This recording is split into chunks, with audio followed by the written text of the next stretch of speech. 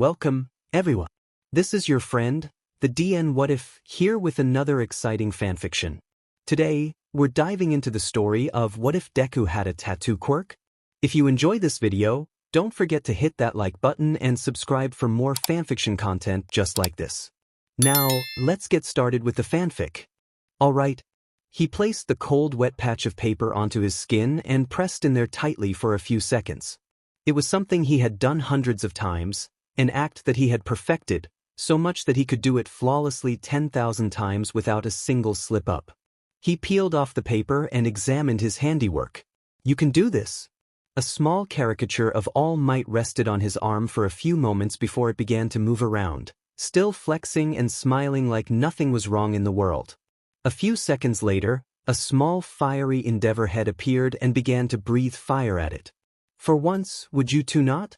Izuku asked his quirk. It happened every time he applied the cheap sticker tattoos he could pick up from the toy store for $1. Endeavor would always try to start a fight with All Might, and the other pro heroes wouldn't help. Whoa, another UA applicant said. Another person that had come to the bathroom to prepare themselves for the practical exam. He had spiked red hair and just as red eyes and had punched himself in the face the moment he walked into the bathroom. That's pretty wild, dude. Is that your quirk? Yeah, Izuku nodded and gave a light smile. He summoned the stickered version of Endeavor who gave a light pout at not being able to torment All Might anymore.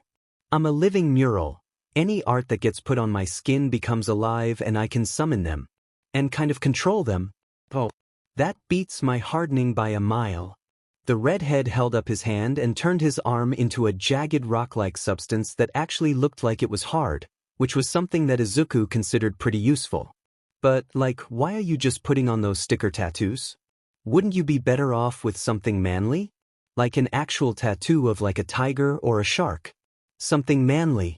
Leave it to a stranger to start pouring salt on an old wound that never stopped festering. You're right, I'd love to get an actual tattoo. My quirk is stronger the larger and more detailed something is. He felt like it actually being permanent would help a lot too, but he hadn't had the ability to actually prove that yet. But it's my mom. She won't let me get a tattoo. The redhead winced. That's a bummer, dude. Well, hopefully you get in, you seem like a cool dude. He extended his hand and gave a great big cheerful smile. A quirk that's all about tattoos is manly as hell. I'm Ejirio Kirishima, by the way. Izuku Midoriya. Izuku grabbed his hand and took in a deep breath.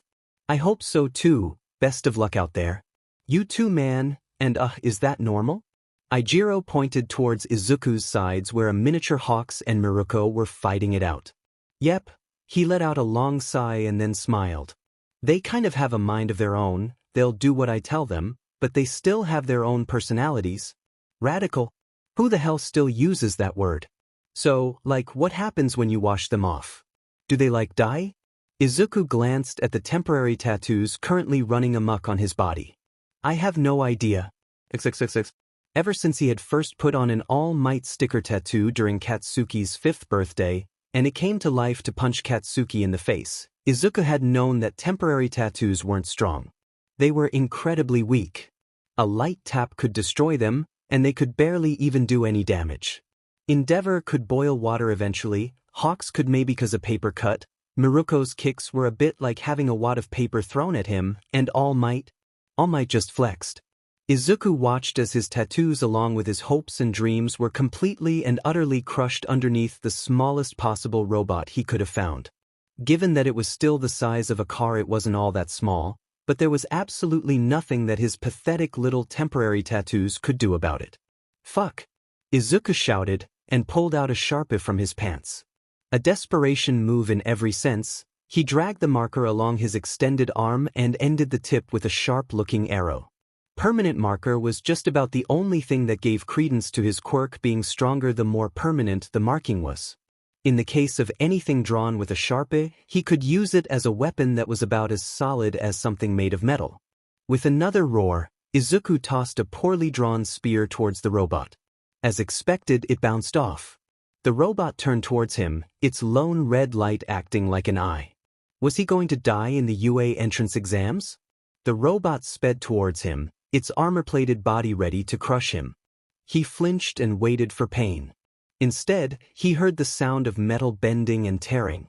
He opened his eyes and saw a girl wearing a blue tracksuit. She was in his group, her long orange hair tied in a ponytail had made her stand out. Izuku's first thought was that she was cute and had that mystical girl next door property he had heard so much about. And watching her rip apart a robot he couldn't even dent with her giant hands only caused a single thought to enter his head. This was his mother's fault. "Hey!" The orange-haired girl jumped down, and her hands shrank down to normal size. "Are you okay? I heard you scream. Is it because you lost your shirt?" Izuku let out a sigh and scratched the back of his head. "No, it's just easier to use my quirk when I'm shirtless. I'm just coming to terms with the fact that my quirk isn't strong enough to do anything." "Oh." Her shoulders slumped and she looked down the street. "Well, your all-might thingy is cute. Anyways, I gotta go. Good luck." And with that, she was off running. A moment later, the sound of her tearing apart another mech could be heard. His Mirko tattoo walked over to him and hugged his leg, her large red eyes almost making her look adorable. "Congrats, I'm going to wash you last." XXXX. There were a dozen other things he should have done besides go home. He'd just end up being annoyed if he went there, and angry, so angry at his mother. He should have gone for a run, he should have gone to the gym, he should have gone over to Katsuki's and watched him gloat about how many robots he destroyed. But part of him wanted to go home. He wanted to get angry at her. And he should be. She was the one to break the promise, not him. If he got good grades in high school. If he was at the top of his class. If he applied to Tokyo U. If he had done everything she asked, then he could get a tattoo. He had jumped through those loops. He had worked so hard to get his grades, he had worked so hard to study, and harder still to train to become a hero. But that promise was broken. He stared at the door to their apartment for a few moments. It wasn't too late. He could turn away now and avoid the coming fight. He could go cool off. The doorknob was cold enough to burn. The scent of his favorite meal greeted him and made his stomach twist as the memory of that meal instantly soured in his mind. Why was she making his favorite food today? Why not last night? Why not tomorrow? But today, the day that he failed to get into UA because she refused to let him get a tattoo. Because she broke her promise. He slammed the door behind him, mostly on accident, and took his shoes off. "Izuku!" His mother popped her head out of the kitchen, but her smile died when she saw him. She wiped her hands on her apron as she looked towards the ground. "How'd it go? How do you think?" He plopped his shoes off and tried not to yell at her, tried not to blame this all on her. He could understand her not wanting him to get a tattoo at his age. He knew that the laws made it so that minors were prohibited from getting a tattoo, but there were exceptions. He just needed his mother's permission. It was for his quirk. "That you tried your hardest?" She met his eyes again and gave him a big smile. Tried his hardest? How could he try his hardest when he wasn't allowed to use his quirk? He had to use a Sharpie to draw the equivalent of a sharp stick on his arm to get any real results.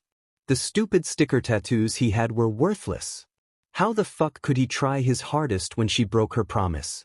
Izuku took in a deep breath and walked past her, his entire body tensing as he ground his teeth. He missed not being so angry all the time. But every single time he saw his mother, he couldn't help but feel betrayed and manipulated. That's why she was cooking his favorite meal. To calm him down. A letter came. She reached into her pocket and pulled out a white envelope. A big red U was stamped onto the front. "Tokyo U, the school she wanted him to go to. It's for you. I thought you could use a bit of good news."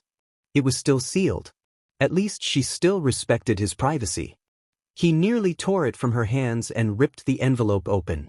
The fact that this was an acceptance letter to one of the top colleges in Tokyo did absolutely nothing to cheer him up. He shoved the letter back into her hand. "Congratulations. I got accepted to your school." He tried to walk away, tried to get back to his room where he could lock the door and brood in peace. But she spoke up. "Izuku." She stomped her foot and flailed the letter at him. "This is a big deal. You'll be able to go to college, get a good job, a good, safe job, and I don't want a good, safe job." He spun on his heel and towered over her. "I don't want to be whatever it is that you want me to be. I want to be a hero. And to do that all I needed was a tattoo. That's all. It could have been on my back. It could have been on my legs.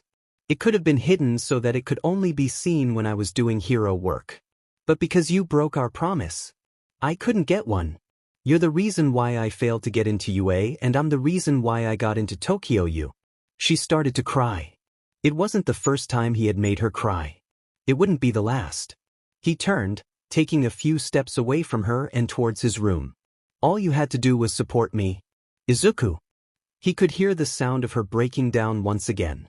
He found himself with zero sympathy for her. He tried to understand her. He tried to make sure that she understood him. He was clear with his intentions. She was not. She made zero effort to actually understand him. Hell, she went out of her way to misunderstand him. The dinner he ate that night was cold. XXXX. Izuku. A light knock came from his door. A pounding lack of sleep roared through his mind, and a flash of anger greeted him when he pushed it away. He spent so much time last night just being angry.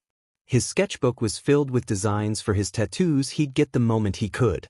His artistic skill was lacking, which was why he just had rough drafts of what he wanted. He had a plan to get a tattoo. With or without his mother's permission. Once he was 18, he'd be able to travel on his own, and then he could get a tattoo whenever he wanted. Which was right now. That was 5 months to save up for a ticket and the cost of the tattoo. A decent part-time job would help. I wanted to wait for this weekend so we could go shopping together, but she trailed off. She always trailed off when she wanted him to feel guilty over something. I left some money in front of your door. Please use it to buy school supplies and some new clothes. You've earned it. And another pause. I love you. He heard his mother shuffle away, and then a few minutes later the apartment door closed. Izuku rushed towards the door and found the Tokyo U envelope just sitting on the ground, bulging with a healthy amount of cash. It wasn't enough for a ticket. And even if he did just keep it, she'd probably ask to see what he'd bought. He might be able to save some of it though. It was a start. But he might be able to convince someone to give him a tattoo with this money. Look, kid, the slender woman with dark red hair and amber-colored eyes scratched the back of her head as she looked at him. This was the 5th tattoo shop that he had been to today, and it was the 5th one that was about to turn him down. I get your sob story, right? But that's just all the more reason why I gotta say it's a no-go. Izuku let his hands slide off the counter. The money his mother had given him for new clothes was burning a hole in his pocket like no tomorrow. He should have known that every single place would have refused him, and it wasn't like he'd be able to get a tattoo today since he'd have to make an appointment first. Besides, what was the point? He couldn't unfail the entrance exam. The woman continued, flipping her hand around and exposing the beautiful tattoo of a female samurai on her arm that had drawn Izuku in. I'm sure that every single artist would love to work on you. What makes you say that? He looked around the room for a moment. It was clean, as the classification of tattoos being a medical procedure made the few parlors in Tokyo as clean as a hospital. Numerous photos of tattoos decorated the room, and an entire binder of designs sat ready for people to browse through. The woman snorted and laughed. Are you kidding, kid? Do you have any idea how many tattoo artists would love to watch their artwork come to life? Shit, just thinking about it gets me all kinds of fired up. I'd pour my heart and soul into that piece. She stretched her arms wide and spun on her stool. Every single one of these would look like amateur hour. With her tattooed back towards him, he could see the intricate workings of something amazing on her back. Her arms fell and she let out a low and annoyed hiss. But that's part of the problem, yeah? I put my best work on you, and you start trying to be a hero, and people are going to start asking where you got it. That leads them back to me, and then I lose my license? Bitterness and disappointment did not make for a good mood. A flash of anger tore through him, and made the fact that he hadn't eaten yet send a wave of weakness over him. He nearly stumbled but stood strong. Oh, well, what if I had my mother's permission? I'd consider it. But even with a parent's permission, it's still illegal, you know? But, maybe it'd be fine if you became a hero? She waved her hand and then grabbed one of her cards. But, legit, when you turn 20, show up and I'll give you the biggest deal of the century. Izuku took her card and looked at it for a few moments. There was no way he was going to hold on to this for 2 whole years. Thanks, but Do you really not know anyone that would at least be willing to talk? She pouted slightly and kicked her leg against her desk. She gave a light wince and rubbed her knee. Anyone that has a license isn't going to be too keen on risking it. She scratched the back of her head and let out a sigh. I don't really know anyone that would. Another card. Another dead end. Why did everything feel 2 years away at this point? Well, no thanks. A low hiss-like sound drew Izuku's focus towards the door, and there he saw a devil in a maroon suit. The man's smooth red skin would make him stand out in any crowd. He also had 2 red horns that stuck out several inches from his forehead, black slicked-back hair, and a soured look on his face. He looked like a real demon. When it comes to quirks, there was a wide range for what humans could look like. Izuku's homeroom teacher was basically a polar bear, but still, this guy just looked terrifying. He had an aura that choked the air with fear. The red-skinned man walked forward, hands in his pockets, shoulders slumped forward, and his lower jaw protruding ever so slightly due to the 2 tusk-like teeth. Oi oi oi oi. That was at least 3 too many ois. Izuku took a step back and watched the man for a few seconds. A few of the buttons on his dress shirt were undone, showing off the ink on his chest. A customer? Oh, the woman behind the counter stood back ever so slightly. Can I help you with anything? The red-skinned man placed both hands onto the desk and took in a deep breath. His voice was like the crackling of coals in the middle of a summer campfire. Maybe. You the artist? Yes? The woman sounded very unsure about her profession. Good. Now then, I have a very important question to ask. The red-skinned man's broad shoulders rose as he took in a deep breath. What inspires you? Like, for tattoos and shit. Hell, art in general. The red-skinned man placed a fist down onto the table. It almost looked like a beast was trying to be a man with how aggressive he was acting. Like, what do you do when you've lost that inspiration and shit? What gets you excited to do what you do? Well, I mean, it's my job. The woman let out a low breath, visibly relaxing for a few seconds. Most of the time, the customer knows what they want and I just draw that. It doesn't really require inspiration. Okay, but what if that doesn't work? What then? She shrugged. I take a vacation. But none of that shit's good. The red-skinned man pushed off the counter and waved his hand. He rolled his shoulders and gave a short nod. Thanks for your time. Despite the brief hint of relief Izuku felt when the man walked out of the building, Izuku found himself stumbling forward. His voice was caught in his throat for just a moment, and the fatigue from skipping lunch was catching up to him, but still he pressed forward. Hey! He shouted louder than he intended. Wait. The red-skinned man glared at him. What you want, green bean? I've been looking for someone to give me a tattoo all day, but I'm underaged. Why the fuck should I care? The red-skinned man walked towards him again. He wasn't exactly looming over Izuku, but he was still more than a few inches taller than Izuku's own 5 feet 8 inches. She can't even ink other members, this ain't no charity case. No, wait, you're not understanding. Izuku held up his hand like he was trying to push the man back. It's my quirk. A single bushy black eyebrow told Izuku to get to the point. My quirk, it makes stuff drawn on me come to life, that's why I... The growl of his stomach ended his sentence. The red-skinned man pointed towards a nearby ramen shop. You want to talk about it over some ramen? XXXX. So you mean to tell me that? The red-skinned man picked up the large bowl of ramen and began slurping like he had come crawling out of some anime, only without the mess. When he placed the bowl down, there was a noodle that had gotten wrapped around one of his tusks which he quickly slurped up. You tried to be a hero but couldn't cause you didn't have a tattoo? And that you couldn't get a tattoo because of the strict laws and a strict mother? That's fucking bullshit. Oh, they still haven't introduced themselves yet. Despite the red-skinned man having polished off nearly 2 bowls of ramen already. Was he going to have to pay for this? Izuku said with a smile and looked at his own nearly finished bowl of ramen. Izuku Midoriya. Midoriya? The red-skinned man's eyes went wide for a moment. Yeah. Izuku raised an eyebrow in response. It wasn't every day that someone reacted to his last name like that. The red-skinned man shook his head and rolled his shoulders. It's nothing. Anyways, I'm Tanaka Yamato. Nice to meet you. Tanaka grunted and leaned forward onto the table, signaling for another bowl of ramen. I do just have to ask though, why do you still want a tattoo? I mean, a place like UA isn't going to give you a retest or anything, right? So like, why not just wait? Because Izuku bit his lip. Tanaka had a point. Why did he feel so desperate to get a tattoo right now? Was it because he felt like he was owed one? Was he just frustrated that he failed? Because he repeated and stared at the ceramic bowl that had just been placed in front of Tanaka. He clenched his fist and then sighed. I don't know. Yes. I just want to know if I could have made it. You want to test your limits? I can dig it. Tanaka began to devour his third bowl of ramen with some loud slurping action.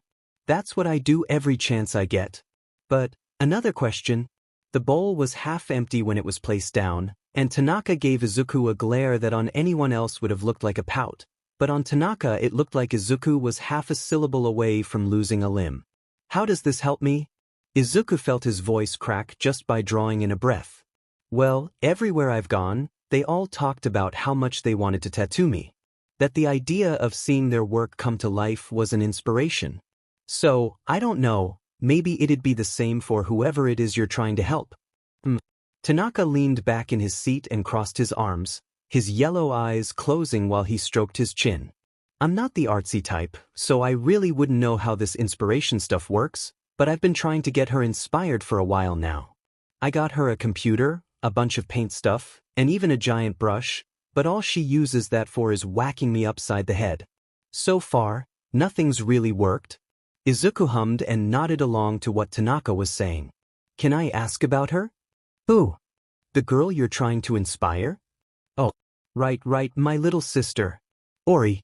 Tanaka leaned forward with a great big smile on his face. She's the best tattoo artist in all of Japan. It's her quirk or something. I'm not 100% sure about what's going on with everything she does, but she's unlike any other artist out there. Here, let me show you. He undid a few more buttons of his dress shirt and revealed a tattoo he had on his chest. Rich, vibrant colors, exquisite details, and a powerful design made the dragon on Tanaka's chest look like it wasn't a tattoo but a painting or a still frame from a high-budget anime. That tattoo was everything Izuku had ever wanted. Something that looked powerful, that looked solid, that looked like it was already alive. He could picture the dragon curling around his arm, a faint, almost unnoticeable sensation as it roamed around his skin, and the peeling sensation as the dragon launched from his arm attacking some unnamed foe. That's amazing, right? She's so talented. She's inked most of the other guys too, but she put her best work on me, even if my skin isn't exactly easy to work with. Apparently, the dragon is supposed to protect me or something. Tanaka shrugged and buttoned up his shirt once again. There's a big one on my back too. It's an Oni mask. Tanaka gestured towards his face and gave a toothy smile. Not that I need a mask, am I right? If it helps, you're the nicest Oni I've ever met. Izuku gave a small shrug. Tanaka let out a short laugh and slapped his knee. Have you even met another Oni? Nope, but I had a crush on a tanuki before. Another fit of laughter escaped Tanaka. All right, Izuku, I think you might just be worth a shot. What do you say, want to come with me and see if my sister will ink you? The answer was obvious. XXXX. There were several indicators of wealth and power in Tokyo, one of which was using land in an inefficient way, especially in the center of a bustling commercial area. There were few things as inefficient as a traditional Japanese compound, complete with its own patch of forest woven into the concrete jungle that surrounded it. A large high fence that could almost be called a castle wall surrounded much of the compound, with a few buildings reaching 2 or more stories in height. It felt like that time his class went on a field trip to Edo Castle. Only there was one big difference. The people. A thrumming sense of nausea overtook him as he had followed Tanaka halfway across Tokyo into the heart of the Amaji district. The more he looked at Tanaka, the less he looked like a demon, and the more Izuku could see him for what he really was. Yakuza. When Izuku was still little, All Might and the police led what might have been a purging of the former kings of the underworld. After being designated as villains, many Yakuza groups fell. Others simply vanished. There were still a few groups rumored to have survived, closely watched by the police, and treated as something of a historic artifact. Alright, Izuku. Tanaka placed a red hand on Izuku's shoulder and nodded towards the gate which had 2 men standing guard in front of it. They were dressed similarly to Tanaka, and even had some of his gruff disposition. Orie's in there, just do me a favor and keep your head down and try not to look too many people in the eye. And if anyone gives you shit, you tell them you're my guest. Oh good. So you're a higher up? Nah, I'm just the muscle, but they'll still respect me if I say you're for Orie. Why was Orie sounding more and more like some horrific beast he was about to be sacrificed to? Izuku nodded and swallowed his fears. If he ran now, they'd probably chase him, then he'd be all kinds of screwed. He was just here to see if some crazy Yakuza guy's crazy sister would be crazy enough to give him a tattoo. On the plus side, he could just say that he was kidnapped by the Yakuza and they robbed him and then forced him to get a tattoo. But he wasn't going to lie like that. If he got a tattoo, he was going to tell his mother that he got it. Hopefully willingly. Yo. One of the guys at the door raised a hand. Tanaka, I swear you get uglier every time I see ya. You didn't get into any fights today, did you? I told you so. Tanaka scratched the back of his head and then gestured towards Izuku. I was out looking for inspiration for Orie. Sho glanced over towards Izuku. The cigarette in his mouth and the tight fit of his suit made him look like one of those classical high-up Yakuza members. That raised the question of why someone like him was guarding the door. This kid's the inspiration? Yeah, his quirk is wild. Just wait, Orie's going to be so excited. Tanaka, my man, you didn't kidnap this kid, did you? 'Cause Granny ain't going to like that if you did. What? Tanaka took a step back and looked at Izuku. No, he's here because he wants a tattoo. I mean, I even bought him ramen and stuff. This isn't a kidnapping. Besides, he's like 17. I'm kidding Tanaka, sheesh. Anyways, just make sure he doesn't cause any trouble. Sho waved his hand and took back his position of leaning against the wall. They passed without incident through the first gate that led to a long, thin courtyard surrounded on all sides by high walls. On the other end was another gate, the actual main entrance to the compound. Tonka led Izuku through the main courtyard before they turned towards a garden, complete with a well-maintained koi pond. This place felt like it was far too nice to belong to the Yakuza. Maybe they just all worked for that granny person Sho mentioned? And she just really liked Yakuza aesthetics? Maybe she was the wife of one of the leaders that got taken out? There were so many questions buzzing through Izuku's head, and answers seemed far too dangerous to get. They arrived at a small house, separate from the main building, but larger than his mother's apartment. What? Tanaka shouted as they approached the building. Sis, I got a surprise for you. The sound of bottles banging and a few curse words echoed from inside the building before the front door opened. What the hell do you want, dumbass? Of all the things Izuku had been expecting Orie to be, attractive was not on the list. With the exception of her pale horns, there was very little that made Izuku believe that Orie was related to Tanaka. The summer yukata she had on in the middle of winter was half falling off of her body, revealing her pale smooth skin in far more places than Izuku would have thought possible. A traditional white chest binding preserved her modesty as one sleeve of her dress dangled uselessly at her side. The edge of a tattoo could be seen on the top of her shoulder and a bit on her upper arm as well. Her right thigh was exposed, revealing the top part of a cherry blossom tattoo that appeared just as lifelike as the dragon on Tanaka's chest. The sharpness of her lone blue eye seemed to stand out amidst her long snow-white hair that was tied into a wild ponytail held in place by several large pins, somehow concealing her left eye from him. On her cheek was the kanji for dumbass, and the still wet brush in her hand was the most likely culprit. The scowl she wore on her face seemed like it was simply meant to be there. She basically looked like the insanely beautiful girlfriend of a Yakuza member, and she probably wasn't the sane one in the relationship. Orie glared at him for just a single second before glaring even harder at Tanaka, the wet paintbrush in her hand ready to be flailed around like a deadly weapon. What the hell are you shouting for, dumbass? I was this close to coming up with something to paint. Is that why she had dumbass on her cheek? And who the hell is this? Izuku found himself facing the moist end of the brush. Oh. Well, I was trying to figure out how to inspire you. Tanaka scratched the back of his head, and the image of the gruff Yakuza muscle that Izuku had first seen was completely replaced by a bone-headed and doting brother. And I found Izuku. I don't care who he is. Orie pointed the brush at her brother again. Why the hell didn't you call? We have cell phones. Just because your skull is twice as thick as normal doesn't mean your brain is any smaller. Actually it is. Tanaka answered proudly. Remember we got those x-rays? Orie's arm fell and her face took on a slightly sour look of defeat. She let out a sigh and looked towards Izuku again. All right, kid. Why was everyone calling him kid? Why the hell would you follow someone that looks like that? She gestured towards her brother, and then towards the compound in general, into a place that couldn't be more clearly labeled Yakuza. Because, she looked him up and down, I don't think you have what it takes. The fact that Orie had at least an inch or two on him, without her horns, became very important, in large part thanks to her smug look that was amplified by her single visible eye, especially with how deep of a blue it was. I came because I want a tattoo, Izuku said firmly.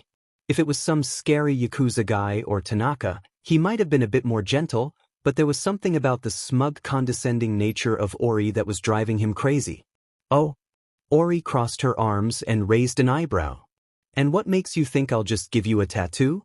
Because you'll want to? Izuku rolled up his sleeve and presented his arm to her. What? Orie let out a laugh. What makes you think I'll want to ink you up? There are plenty of other people I give a shit about that would make a better canvas than you. Why would I waste my quirk on you? Shorty. Izuku winced at the term. It wasn't that 5 feet 8 inches was short, but that Orie and Tanaka were simply tall. Hell, Izuku was pretty sure he was taller than Sho, and he was the guy that guarded the front gate. He let out a deep breath and then looked at her brush. My quirk can make the things drawn on me real. Bullshit. Orie spat, glaring at him. She looked at her brother for a moment. Is this why you brought him here? Well yeah, he sounded desperate, and I figured that something like that would get you excited. Tanaka flailed his arm around. I mean it sounds cool, right? Just imagine like a dragon coming out of him. He'd be like that panda in that movie we like to watch. Did you see it happen? Orie shook her head and rolled her eye. You have a brush, Izuku pointed towards her hand. Why don't you draw on my arm? She looked at her brush and then looked at his arm. With 2 quick stomps that caused her bound chest to bounce more than a bit, she stood in front of him and grabbed onto his arm. Fine, but I'm going to draw a dick. Why? Do I look like I'm mature enough to not draw a penis on some cocky brat? Well, she did have damas on her cheek. Her brush strokes were smooth, even, and fluid. In a single motion, he had a crudely drawn penis on his arm. Well, Orie whacked his arm with her brush again. When's it going to work? Half of him was tempted to take the dick off his arm and tell her to go fuck herself. With a sigh, Izuku grabbed the penis and held it up off his arm. Silence. Well, so you're laminated, big deal. I've seen YouTube videos like that. Orie remained unconvinced. Is that all it does? Tanaka's shoulders slumped. Man, now you're making me look like a chump in front of my sister. I thought you were cool, Izuku. Now I see why you failed the UA entrance exam. He should have done this from the start. He tossed the dick behind him and grabbed one of his temporary tattoos. He still had a dozen or so left from the exam. Lick. Splat. A flexing All Might showed up on his arm, faded as hell thanks to how poorly he applied the temporary tattoo.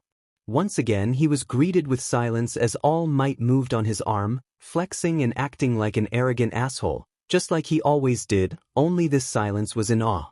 See? He asked and then forced All Might off of his skin. The small tattoo version fell off of his arm and looked more than a little stunned at everything. This is what my quirk really does. This is just a crappy temporary tattoo that I put on with my spit, so he's a bit weak. But the better the tattoo is, the stronger they are. Well? He asked, holding his arms out wide. The look on Orie's face told him that while he might not regret working with her, that didn't mean the process was going to be pleasant. Tanaka? She said in a very pleased voice. You're a great older brother, now go hang out with the others. She grabbed Izuku's bare arm and pulled him towards her. He caught a glimpse of her left eye when her chest met his, a slight red glow filtering out from beneath her snowy hair. I feel inspired. All right. Good luck, Izuku, you're going to need it. Luck never was one of Izuku's strong suits. In a whirl of white-haired chaos, Izuku found himself tossed inside that small traditional-style house. He was sent spinning, his coat and then his shirt promptly tossed to the side, and his shoes had somehow come off before he hit the taramamatted room. The inside of the house looked like it belonged to Orie. Art supplies rested on every piece of furniture, and dozens of empty canvases sat waiting to be used, while many more only had black, angry marks that occasionally looked like curse words. The door clicked shut, and Izuku turned to see Orie looking at him. She looked hungry. A wide smile dominated her face, distorting the dumbness on her cheek, and the dim light of the room made her red eye all the more apparent. She pulled out the pins in her hair, letting it down before she gathered it up into a ponytail that would stay out of the way that revealed her pointed ears. If it wasn't for the fact that she looked like a Yandra character, it might have been. Actually, it was. It was very erotic. Congratulations, little boy, Orie all but purred as she walked over to him, a small needle appearing in her hand. You got what you wanted, you're going to be my canvas? Stop calling me little boy, I'm almost 18. Whatever, she waved her hand at him. I'll call you a man when I feel like it. Now lay down unless you want to be here all night. She paused and gave him a smug smile. I'm sure that's the first time a girl ever said that to you. Despite the fact that she was right, it was still easy to be offended by that. You're kind of a bitch, aren't you? She shrugged again and walked over to the wall where she flipped the light switch off, bathing the room in only what little natural light came from outside. You'll be calling me worse soon enough, but once we're done you'll be thanking me. Why? Because when I use my quirk on someone, several things happen. The glow of her red eye lit up her face and dominated the darkening room as the sun began to set outside. You see, normally it's more painful than a regular tattoo, and the more detail I put into the tattoo, the more painful it is, but it's also brighter, and the boon is greater. Boon? Izuku asked, raising an eyebrow as Orie pressed her hand onto his bare chest. Her push was subtle and barely there, yet it was enough to guide him to the ground. You saw Tanaka's tattoos, right? The dragon on his chest protects him, or at least it should. It's hard to tell, but my tattoos are more than just tattoos. The last thing he saw before he flipped onto his back was Orie's eager smile. He had several regrets at the moment, but they all paled to the failure he suffered at Yuan, and on you, there'll be even more. So you're going to be getting my best work yet? Okay, so, can you give me a... He stopped when he felt her straddle his back. You can decide the next one. She leaned forward, her breath against his ear. For now, just be my canvas and you will not be disappointed. It might have been the virgin in him. It might have been his own indecisiveness on what to ask for. It might have been the fact that no matter how bad Orie's personality was, he still thought that she was cute, or it could have simply been the curiosity about what she would produce that led him to nod his head and say yes. A beautiful tattoo. The promise of a second one. And whatever the hell a boon was as well. You know, he started, smiling at the blank canvas he could see across the room. With how our quirks work we might make a... A scream escaped him as he felt her needle press into his back. When she had said it would hurt, he did not think that it would be quite so bad. A light prick maybe, like a shot at the doctor's, maybe a nasty scrape. But this felt like his skin was being burnt and peeled off all at once, only to be stitched back on with a rusty needle. The pain came and went like waves, giving him just enough time to come back to reality before he succumbed to the pain once again. Only the slight touch of Orie's hand that was like a cool ice pack on his burning skin kept him grounded as to why he was here. He was going to get a tattoo. His first. He would bear through this pain and prove to himself that his quirk was amazing. Still, it felt like it was taking forever. Oh. He heard Orie and felt her pause for a moment. Well, hello there. Can you move your head just a bit? Izuku tried to move his head but found Orie held it tight. Not you, you're She could talk to his tattoo? It was already moving? He wanted to see it. Thank you, she said sweetly, and the pain resumed. He no longer screamed with the pain, but that didn't mean he could speak either. At some point he had been given a leather belt to bite into to help with the pain. He wasn't sure if it did.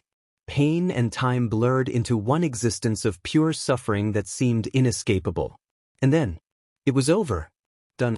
Orie let out a long yawn and stood up from his back. He heard one of her joints pop at least once. Now come on, let's go outside, I want to see him. Izuku could only nod as Orie pulled him up with a firm hand. He barely managed to walk, his shoulders still aching with echoes of pain that might never go away. But as he stepped outside, he saw something on his upper arm move for just a moment. He had a tattoo. He glanced up at the sky. It was orange, just like it had been when he first entered the building, only this time it was sunrise. For her part, Orie looked dead tired. Her already scattered appearance looked even more so with her white hair a wild and untamed mess and the dumbness on her cheek reduced to a mere smear. Despite how tired he was from the pain and from not sleeping, he never felt better. Was this her boon? Or was he just so excited to finally be able to do this? Come on out. He nearly felt his arm fall off as a great white fist grabbed onto his shoulder and pulled itself out. Sparks of blue electricity appeared as the creature landed. A massive gorilla stood in front of them, its pale blue skin outlined by a thick black line that looked like a living brush stroke. Even when slouched over, the gorilla was easily over twice Izuku's height and larger than most of those villain bots he couldn't do anything against. But this guy looked like he could rip those bots to shred with ease. As though in agreement, the gorilla pounded on its chest, a sound that boomed like thunder and sent sparks of blue electricity around him. Orie let out a long stretch as she walked over towards his tattoo. She touched the gorilla with a large smile on her face before she looked back towards him, her red and blue eyes shining in the early morning light. What are you going to name him? Izuku watched for a moment. Did the gorilla recognize Orie as its creator? Were they both the creators? What was his name? Kong? The gorilla shook its head in disgust and made a grunting noise. Alright, so it could have opinions. How about Raijin? Orie offered. Raijin nodded, and Raijin was amazing. By the time Izuku got home, he had barely enough energy to crawl into his bed and plug his phone in. At some point last night it had died. There were countless missed phone calls and texts from his mother. With the last bit of his energy he managed to text her back. Home safe. Sleep now. He'd deal with her tomorrow. It took not coming home one night for his mother to lose all trust in him. Instantly she assumed the worst, that he started doing drugs, that he was lying to her, that this was his rebellious phase, that he was hanging out with the wrong crowd, that he was kidnapped, and a dozen other make-believe scenarios that appeared in her head. And any excuse he offered was instantly disregarded as a lie. Because it was. The lie he repeated a dozen times was that he had lost track of time walking around because he was still upset, and ended up falling asleep on the train. By the time someone woke him it was already morning. It sounded logical. It sounded like the most reasonable thing in the world. But his mother refused to believe him. All right. Izuku adjusted the collar of his dress shirt.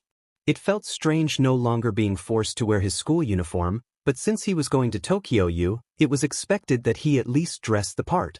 Besides, he thought he looked good in a button-down and a set of slacks. On the other hand, his bright red shoes were probably just an interesting fashion statement. I'm going to orientation.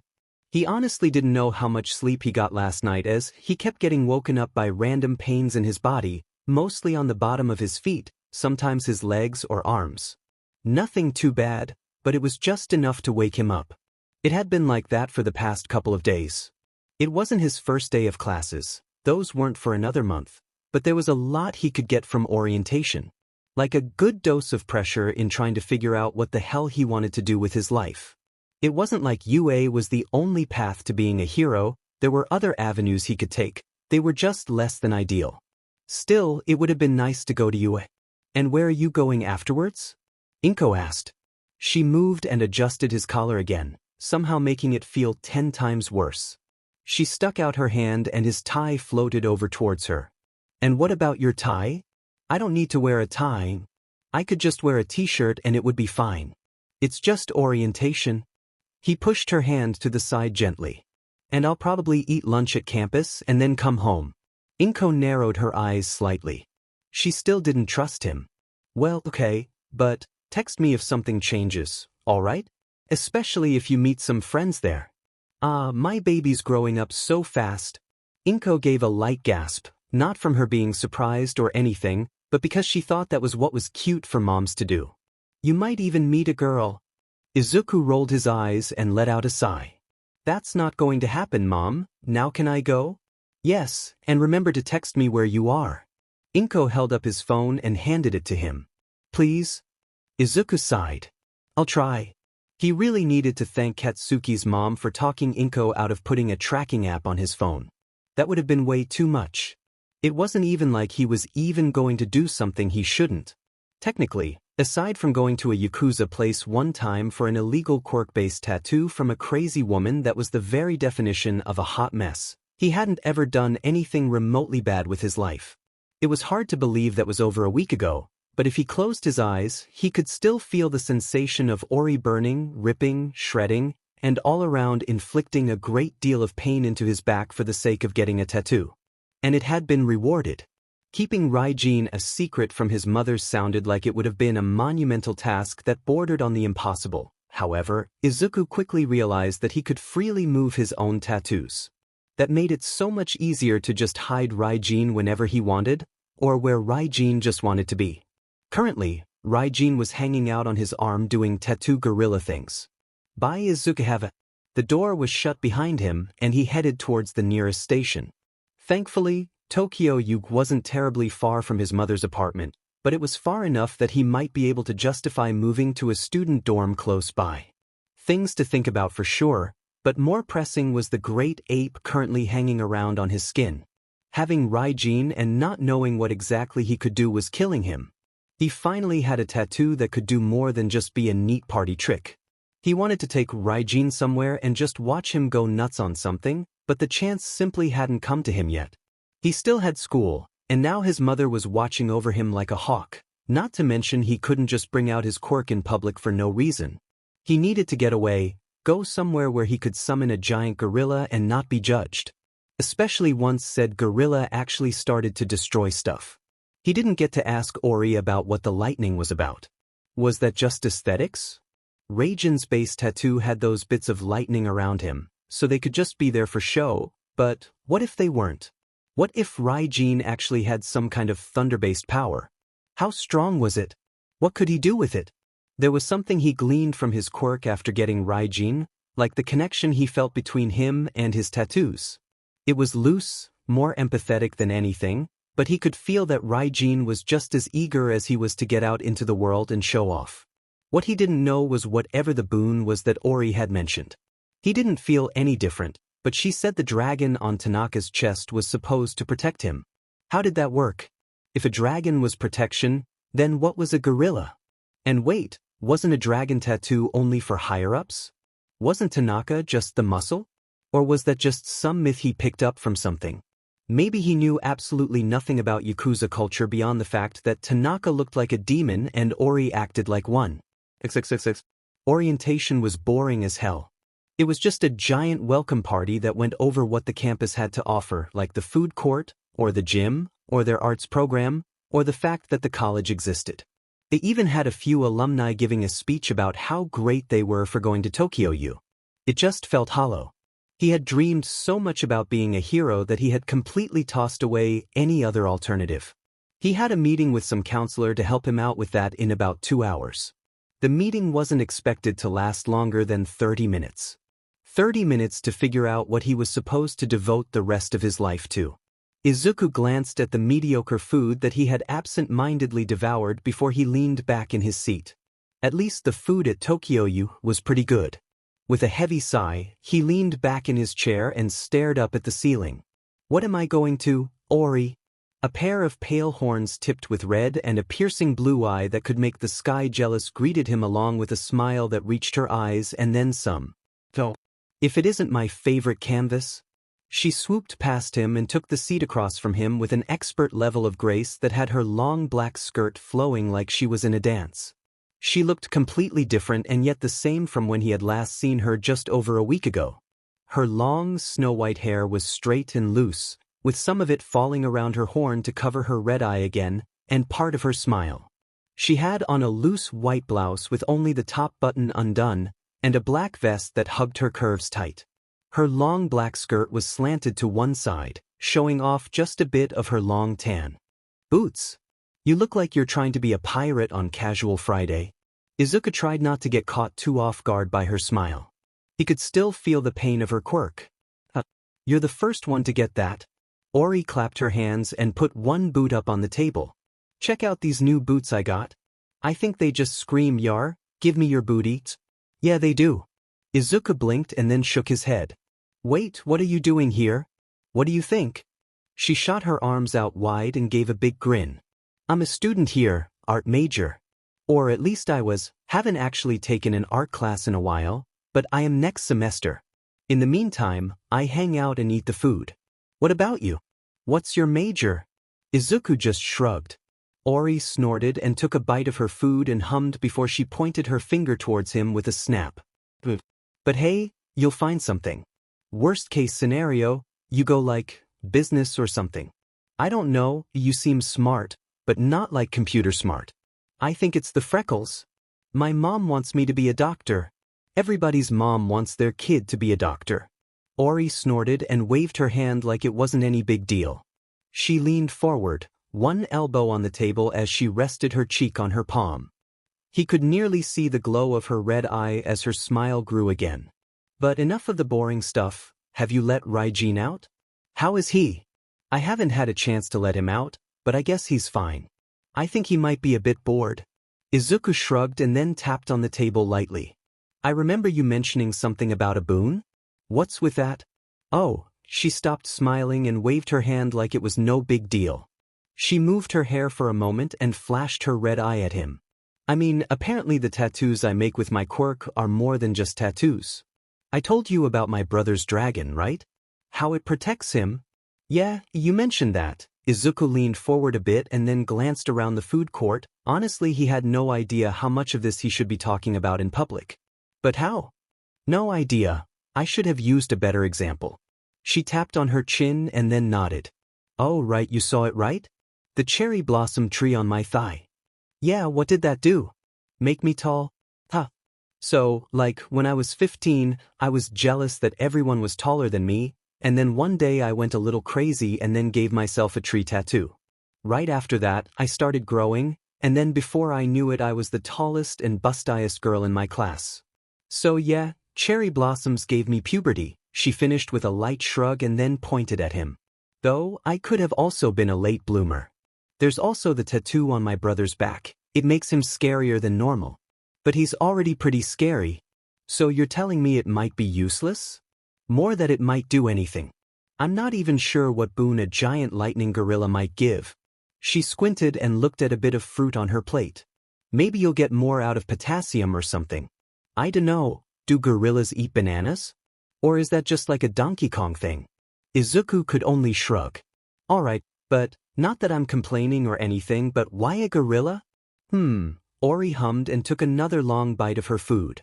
I honestly don't know, just felt like it. I felt like a giant thunder gorilla would look cool and look even cooler once it popped off your skin. It's hard to argue with the results. Izuku nodded. Raijin was more than impressive on his own. I guess I should think about what I want my next tattoo to be, right? Orie's smile grew and her eye flashed a bright red for a heartbeat. Such an eager canvas you are, Izuku. Well, I'll be happy to ink you up again at some point. But before all that, do you want to see what Raijin can do? Yeah. I'd love to, but I don't know of any place that I can really. He stopped when he saw Orie's already massive smile double in size. She loved to hold knowledge over people's heads, didn't she? You know a place? She nodded. On a scale of 1 to walking into a Yakuza hideout, how dangerous is it? Ugh, an arbitrary 7? Orie shrugged.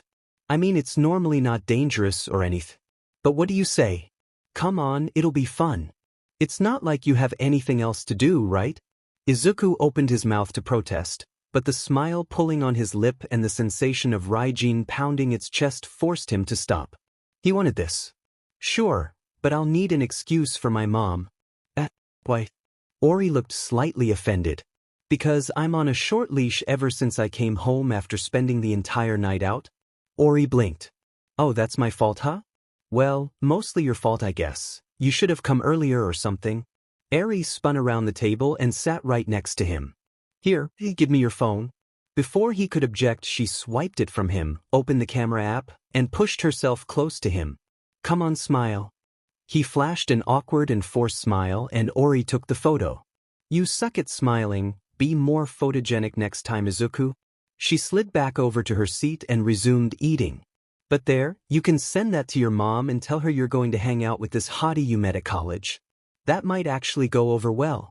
It did. XXXX.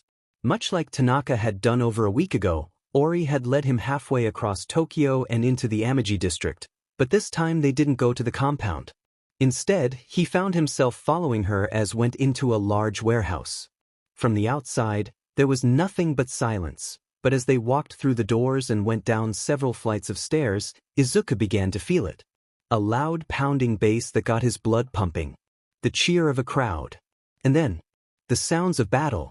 If stepping into the Yakuza compound had been like stepping into another world, walking down into this fight club was like walking into hell itself.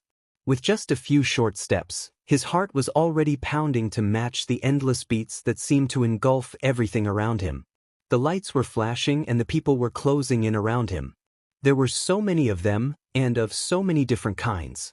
Street thugs, students, businessmen, Yakuza members, and so many more all stood cheering, shouting, and clamoring for the attention of men behind thick glass as they bet on the winners of the fight. Were it not for Orie's hand wrapped tightly around his wrist, he would have been swallowed up and eaten in this place in a matter of moments. Somehow, Orie managed to navigate this crowd with ease, and promptly took Izuku through a locked gate into a more silent area of the underground. He could still feel the pounding of the music, but there was a silence here that could not be ignored. There were more men in suits, a few people that looked like thugs, and more than a few people that looked like they were in the process of counting their teeth. Ugh, Orie, what are we doing here? Because I don't feel like getting my ass kicked. She snorted and let go of his wrist. Have some faith, Izuku. I know what I'm doing. She looked around and bounced on her heels for a moment before her focus snapped towards a slick-looking man that was wearing a pinstriped black and white suit, complete with the fedora. Ida. Over here.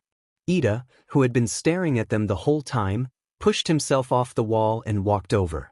A katana was strapped to his back, while he carried another one in his hand like it was nothing out of the ordinary.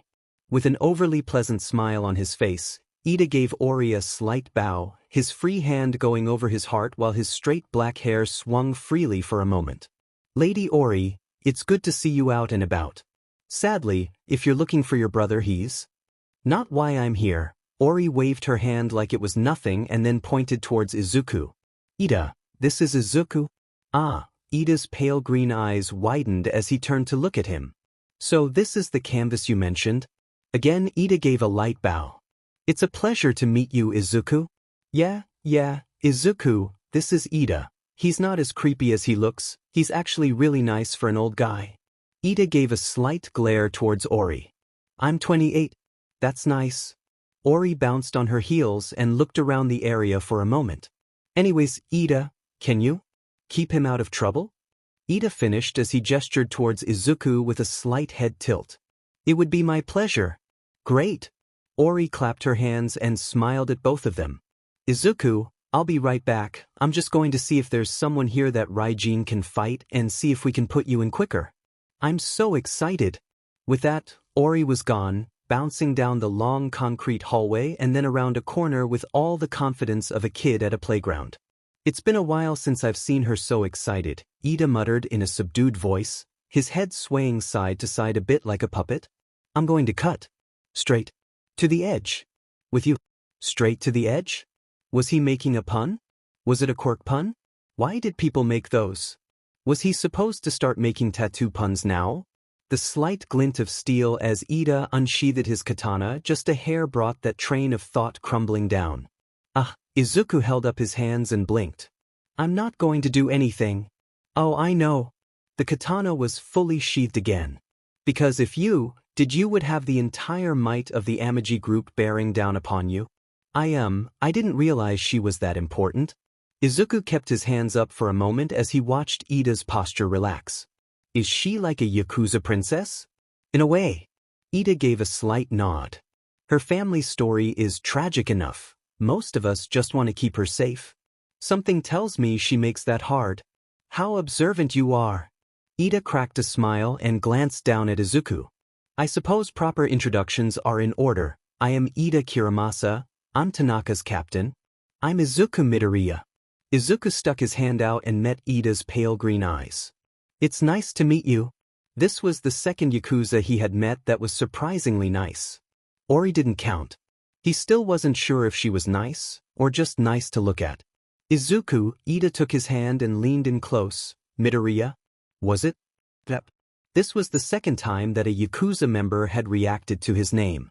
Is there something wrong with my last name? No, it's perfectly fine, it's just familiar is all, but I'm sure you get that a lot, it's pretty common after all. Ida gave a light chuckle and a smile before taking his hand back. It's not? I was the only one in my school. Izuku raised an eyebrow and stared at Ida for a few seconds. I've never even met another Midoriya. They're more common in Osaka, but that is neither here nor. Ida paused for a moment and shrugged. Actually, I suppose it is there, but most certainly not here. Oh. Izuku glanced around and caught a few more glances of the would-be competitors. He really didn't know what to make of some of them. How many were Yakuza? How many were fighters? How many were both? And where was Orie? Hey, Ida, can I ask you a question? Ida raised a very straight eyebrow and nodded slowly. I'll make my answer as straight forward as possible for you. More straight puns. What caused Orie to lose her inspiration? Tragedy. Ida's smile faded and he took off his hat for a moment. You might be too young to remember it, but do you recall the great crusade that All Might and the police led against Yakuza that were being designated as villain groups? Izuku nodded. I've heard about it, it happened when I was really little. That's when those three lost their father. 3. Ida gave a slow nod and covered his face with his hat for a moment. I'm sorry, Izuku, but that is not something I have the strength to speak of. And please. A tear slid down Ida's cheek. Do not trouble Orie with your curiosity on this. Izuku swallowed and looked at his feet. Tragedy, huh? And not just once. Orie lost her father around the same time that he did.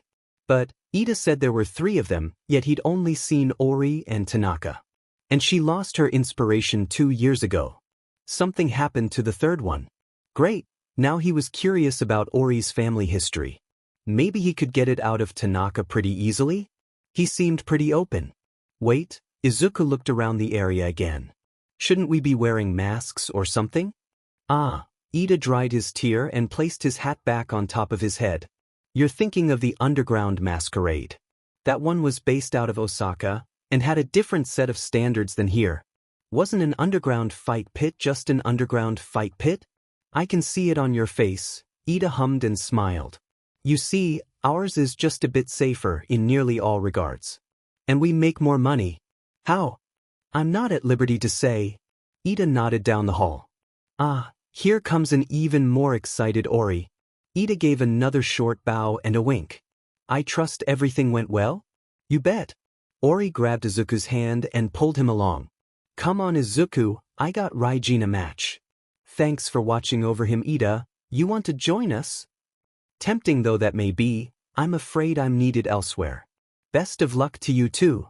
Ida gave a short bow and slunk back into the shadows. Wait, Izuku stumbled for a second as Orie came to. A dead stop just to look at him. Just Raijin? Not me. Please, you don't look like you can actually fight. She gave a laugh and pushed some of her hair back out of the way, revealing her glowing red eye. There's no way I'd risk scarring up my favorite canvas. She gave him a hungry look that really did a great job of making him feel like a piece of meat, or in this case a hunk of skin. Besides, Raijin qualifies for the heavyweight fights. Heavy? All right folks, a raspy female voice called out over the speakers. We got a special treat for you tonight. A true heavyweight bout? The cheers flooded over the silence that had once been so prevalent behind the arena. The pounding music stopped and a rumbling took its place. Come on. Orie jumped and grabbed his hand again. This is going to be amazing. Tonight, the champion has returned. From the twisted minds of that pink-haired brother and sister duo. The mechanical menace, the unstoppable bot. They arrived at the top floor of the fighting arena, lights, wires, and cameras were scattered around the place, and a few more Yakuza guards could be seen up here. Across from him, Izuku saw a large pink-haired man and a much smaller pink-haired girl milling about on a platform just like what he was standing on. Below them, the once small arena was expanding, doubling in size as the crowd moved around, climbing up on whatever they could to get a better look at what was about to happen. The sound of metal scraping against the concrete sounded as something emerged from a pathway into the newly expanded arena. The robot looked like one of the villain bots from the entrance exam had gone through a junkyard and suited itself out with more and more gear before painting over it with a slick red paint job. A massive sword of scrap metal was in one hand, and a shield of hubcaps and slag in the other, while two more grabby arms awaited anyone that got close. The bot was slightly larger than Raijin was, but looked less sturdy. Introducing the new and improved Gladiator bot. That's right, folks. This baby's even more deadly than the last time he made an appearance. The crowd cheered as Izuku looked down towards the arena where a blonde-haired woman wearing a biker jacket was having a field day. Ah, so everyone else was crazy here too. And now, before you all dive into a betting frenzy, let's introduce the only thing crazy enough to go up against it. The lights flashed towards them, bringing with them every set of eyes. A collaboration of quirks, a beast yet untested, art given life. Let's hear it for Izuku. Orie shook his shoulders. Let him out. Izuku stuck out his arm and willed Raijin out. He felt the great ape swing into action, its hand pressing on Izuku's arm before his sleeve exploded. Raijin flew through the air, a powerful roar escaping him before he landed with enough force to shake the area. Raijin! The crowd roared and more than a few whistled. The thunderous ape made not of flesh and bone, but ink and lightning. Now then, get ready to place your bets, because this showdown is set to get started at any moment. On the display, a countdown began as the lights outside of the arena began to fade. Izuku looked at what remained of his sleeve.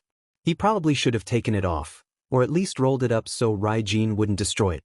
Was there something wrong with leaving from the palm of his hand, or did that monkey just want to show off? Orie was speechless, her glowing red eye quickly becoming brighter as the lights around them went out one by one, until only the arena light remained, highlighting Gladiator Bot and Raijin. For a few brief moments, it felt like it might be the cover of some B-list action movie with bad CGI, but the roar of the crowd affirmed the reality of the situation. 3, 2, 1, fight! Raijin pounded his chest, and Izuku felt his blood begin to pump as he let out another roar that shook the stadium. Gladiator Bot surged forward, its one massive will nearly burning out as it charged, its massive blade and shield at the ready. Sparks flew as the robot swung wide, aiming for a quick victory. Raijin let out a roar like thunder and spun to the side, dodging the blade and letting out a punch that the bot attempted to absorb with its shield. The shield buckled, bent, and warped as a pulse of sparks shot through the bot's arm. With another roar, Raijin leapt towards the sword and brought both fists down onto the broad side of the blade and shattered it. The bot retaliated with a shield slam to the gut, which forced Raijin back. Izuku placed a hand over his stomach. It didn't hurt, but he could still feel that impact. Did he feel what his tattoos felt? That might be his weakness. Gladiator Bot didn't relent and came at Raijin with all four of its bare arms at the ready. A barrage of punches slammed into Raijin's body and Izuku felt each one like a light tap on his skin. But Raijin must have felt it more.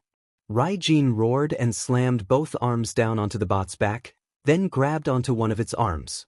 With a thick stubby foot on the bot's chest, Raijin ripped the arm free from its joints, sending wires, sparks, some strange liquid, and gears flying out. But that wasn't enough for Raijin. With another roar of thunder, he grabbed the arm with both hands and smacked Gladiator Bot in the head with it. Sparks went flying from all over the bot as Raijin leapt upon it, his large sparking hands grabbing onto the bot's head. The sound of metal tearing and crunching echoed throughout the arena as Gladiator Bot's three remaining limbs tried desperately to remove the great ape from its body. With one last roar, Gladiator Bot's head was torn off, and Raijin had won his first fight.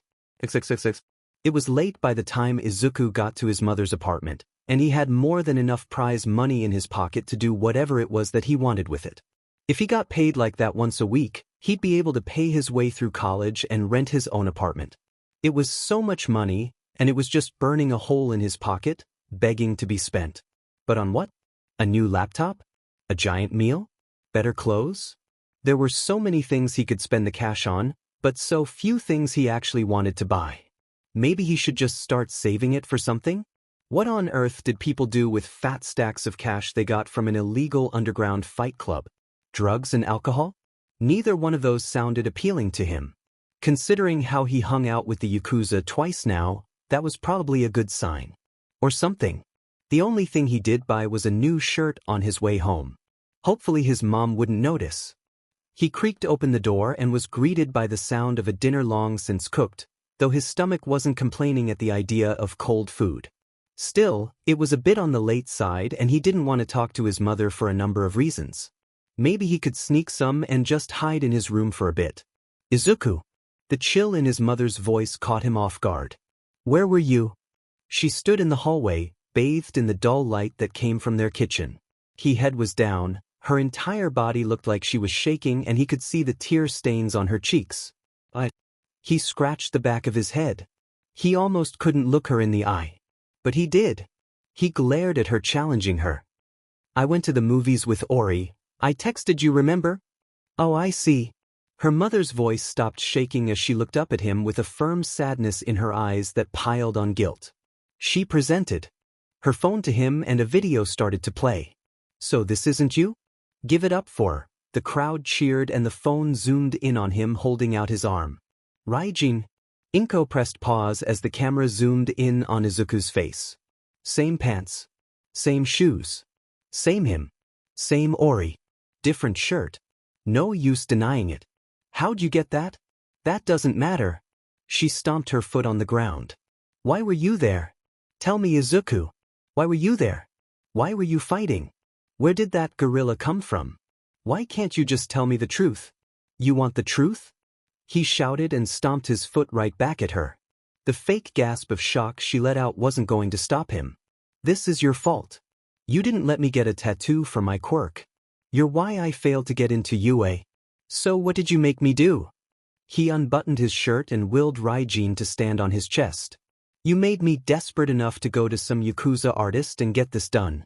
Meet Raijin. Inko just stared at his chest for a moment. Her body was still and lifeless for a few moments. Tears began to fall down her cheeks again. Her voice was small, but it was loud enough. Get out. He didn't need to be told twice. He tossed his phone into the first river he found. Tanim. Izuku stared at the dull red of the alarm clock for a long time. He had been staring at it since it had first turned to 9 an hour ago. But it didn't feel like an hour. He should get up. The hotel he was staying at required people to be out by noon. Not that he had anything to pack. With a dull groan, Izuku sat up in the bed and then immediately flopped down to press his head into his pillow. Everything hurt. He was so tired. He hadn't slept at all last night. He had showered twice, trying to get rid of the itchy uncomfortableness that spread over his entire body, and when that proved fruitless he spent the rest of the night alternating between crying, screaming into his pillow, turning, and just fuming over what had just happened. This was all her fault. If she hadn't broken her promise, none of this would have happened. But this was fine too. He didn't need her anymore. It wasn't like she supported his dreams.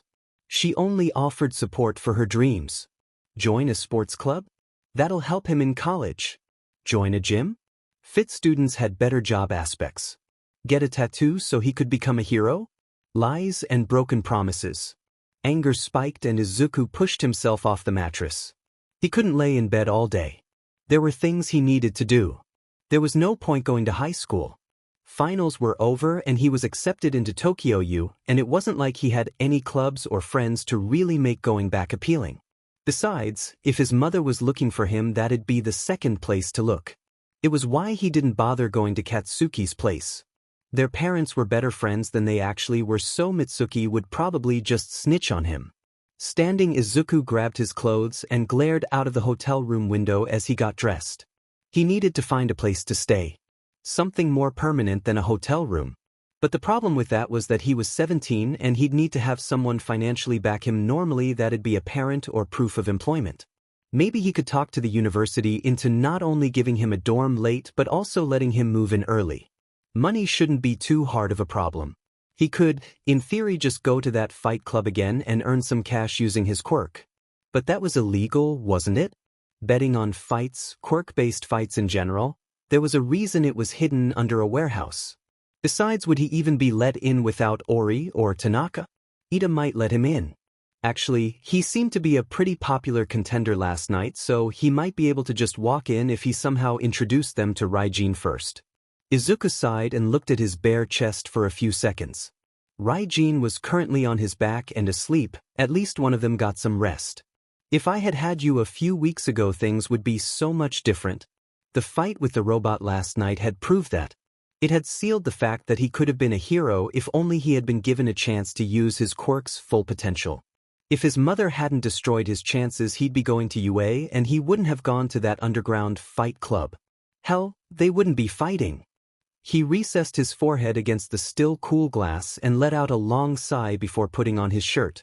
It still smelled new from last night, but he'd need more than a single shirt and a pair of pants if he was going to live on his own. His stomach let out a low growl and reminded him of the growing sense of hunger he had been feeling since last night. All right, he finished getting dressed and examined the room one last time. Food, a place to sleep, and figure out how to earn some cash. Again he was brought back to that underground fight club. It wasn't just that it was easy, there was a bit of exhilaration that brought him back to that spot every time he thought about needing cash. He had been so powerless throughout his entire life that now that he could put up a fight, he wanted more. Was that why he wanted to be a hero? Izuku shook his head and slapped his cheeks. Right, now's not the time to think about this. Let's see where.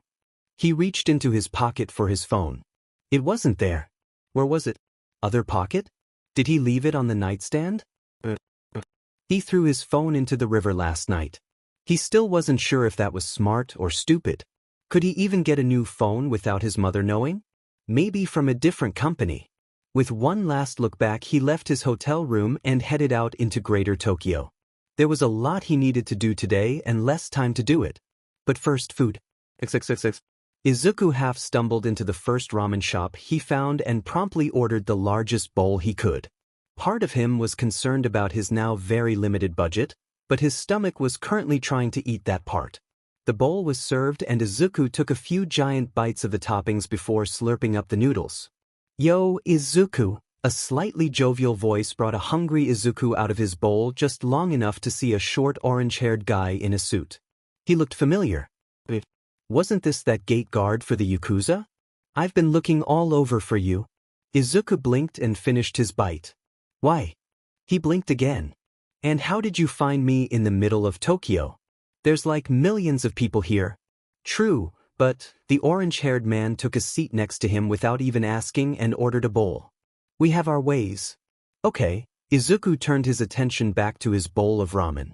Who are you again? What? You don't remember? I'm Sho. The guy that let you and Tanaka in. I remember that part, I just forgot your name, sorry.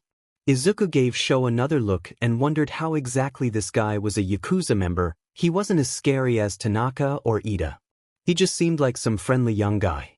Well, I remembered yours, Izuku Midoriya. There was that emphasis on his last name again. And as for why I spent all night looking for you, only to bump into you as you were heading in for ramen, well, the answer is simple, Granny wants to meet you. Granny? Izuku blinked, he heard that name before. Is she the boss or something? Sho gave a small nod, his cool confident smile was smug as all hell. She didn't tell me why, but she's eager to meet you. And I think I can guess why. Why? Curiosity is one hell of a bait. I think if you want to find out you'll have to come with me. Sho's attention was instantly stolen by the bowl of ramen that was placed before him. After we eat, of course.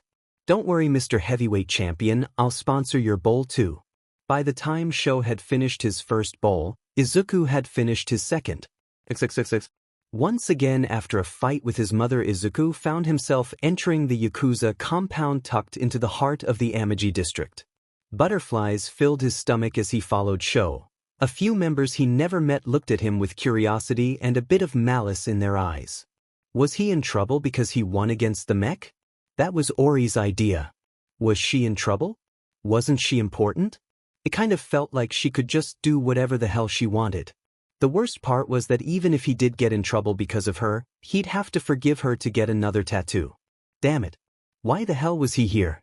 So you're still not going to tell me why I'm here? Izuku asked as he glanced around the courtyard. He could see the path that would lead him to the koi ponds and Orie and Tanaka's house. There were a few other paths between the buildings that likely led to somewhere else into the compound, but the main building was positioned in front of him. Traditional in every sense of the word, Izuku watched as Sho took the first few steps onto the wooden pathway that enclosed the courtyard. Nope. That had ruined the surprise. Sho plopped off his shoes and held them up for Izuku to see. Shoes off, head down, and be respectful. You're meeting a Yakuza leader after all. Something that was perfectly normal for a 17-year-old future Tokyo Youth student to do. Just having a casual meeting with a Yakuza leader. The room was traditional in every sense of the word. A large empty tatami mat floor surrounded on all sides by walls displaying the group's history, from ornate samurai swords to water-painted wall scrolls that looked beyond beautiful and old photos. There was an unspoken significance of this long room, and nothing seemed more significant than the raised platform at the end with a few sitting cushions placed in front of a large wooden circle with a phoenix burned into the middle. Was that this group symbol? Did Yakuza have symbols? Why didn't he research more about them after being involved with them? Oh right, he threw his phone into the river last night. A crowd had gathered around him. Some faces Izuku knew. Ida and Tanaka hovered around the sides, leaving him in a sea of Yakuza. No one dared approach him for whatever reason. Was he going to die? If that was the case, he wished they'd just get this over with. He heard Orie's voice and looked behind to catch her peeking into the room for a moment. Her long silver hair was tied into a ponytail that was kept in place by a baseball cap that had slots for her horns. Both her and her denim overalls were covered in paint. She looked at him and tilted her head to the side again. Izuku! She took a few steps towards him, her sandals effortlessly flying off behind her. She kneeled down beside him and examined the room. What's going on? I have no idea. Oh, what did you do? Well, last night you took me to a fight club and then I won, and then my mom kicked me out last night and I threw my phone in a river. How'd your mom find out? Someone sent her a video. That's weird, but that doesn't explain why you're... An older man stepped in front of them. His kimono was nearly black, and his gray hair still had enough black in it to make his hair look like salt and pepper. His face was firm, dignified, and cleanly shaven, though his skin was a fair bit darker than what Izuku was used to seeing in Japan. The man squatted down in front of Izuku and examined him carefully. After a moment he smacked his lips. I'm not impressed. Was he supposed to be impressive? A few snickers came from the other Yakuza members and Izuku couldn't help but feel this was just some elaborate prank. Whackin', Orie gave a light giggle. That's mean. Besides, you haven't seen Raijin yet? Whackin shrugged and pressed a finger into Izuku's chest. Whackin. A clap drew everyone's attention away from Izuku and Whackin and towards an elderly woman. Get out of the way, and stop glaring at everyone, you're giving us a bad name. And speak in whole sentences while you're here. We know you're not a foreigner. And Orie, stop being so clingy and let me have a look at him without your dorky face in the frame. Yes, Granny. Orie spun away and stood barefoot next to her brother and Ida. She looked more out of place than he did.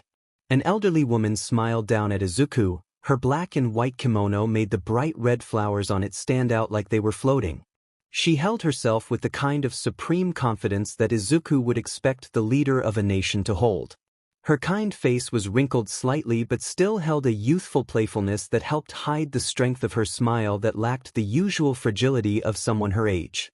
Her hair was a fluffy black that was pulled back into a ponytail with only a sliver of white on the side. She reminded him of a lone tree definitely growing on a seaside cliff as though it enjoyed being whacked by salt and winds. My, she said in a soft tone, head tilting to the side. How you've grown. Though I can't say your father did you any favors giving you my unruly hair. Honestly, I'm nearly into my 60s and it still won't behave. Though you did get his eyes at least. Izuku felt his mouth drop as he stared up at this woman. This oh so familiar woman. He'd seen her before. Well? She asked in a playful tone, holding her arms out wide.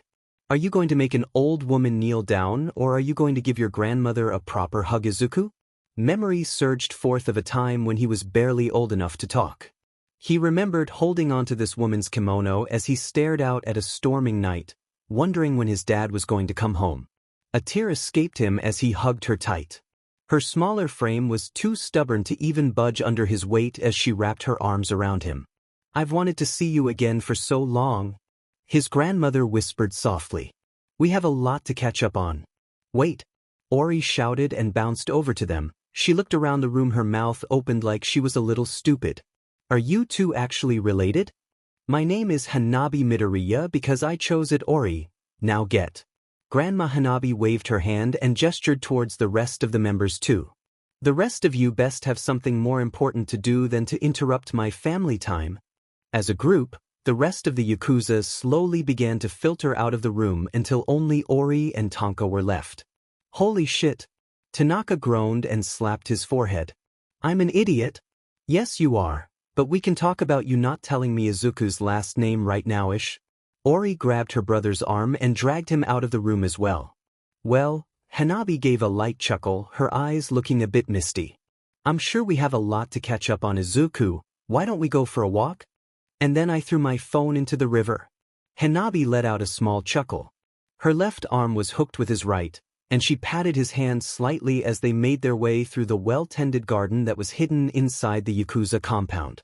Smart move if you didn't want to be tracked, but if you didn't want the data on there to be found, you should have cracked the shell first. They make cell phones so durable these days. It's both a blessing and a curse. Right? His grandmother was the boss of a Yakuza family.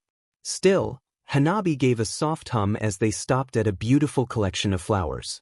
For that girl to act like that, she might have been worse off than I feared. Perhaps I should have attempted to reach out to her more. She gave a kind, grandmotherly smile and gave him a wink.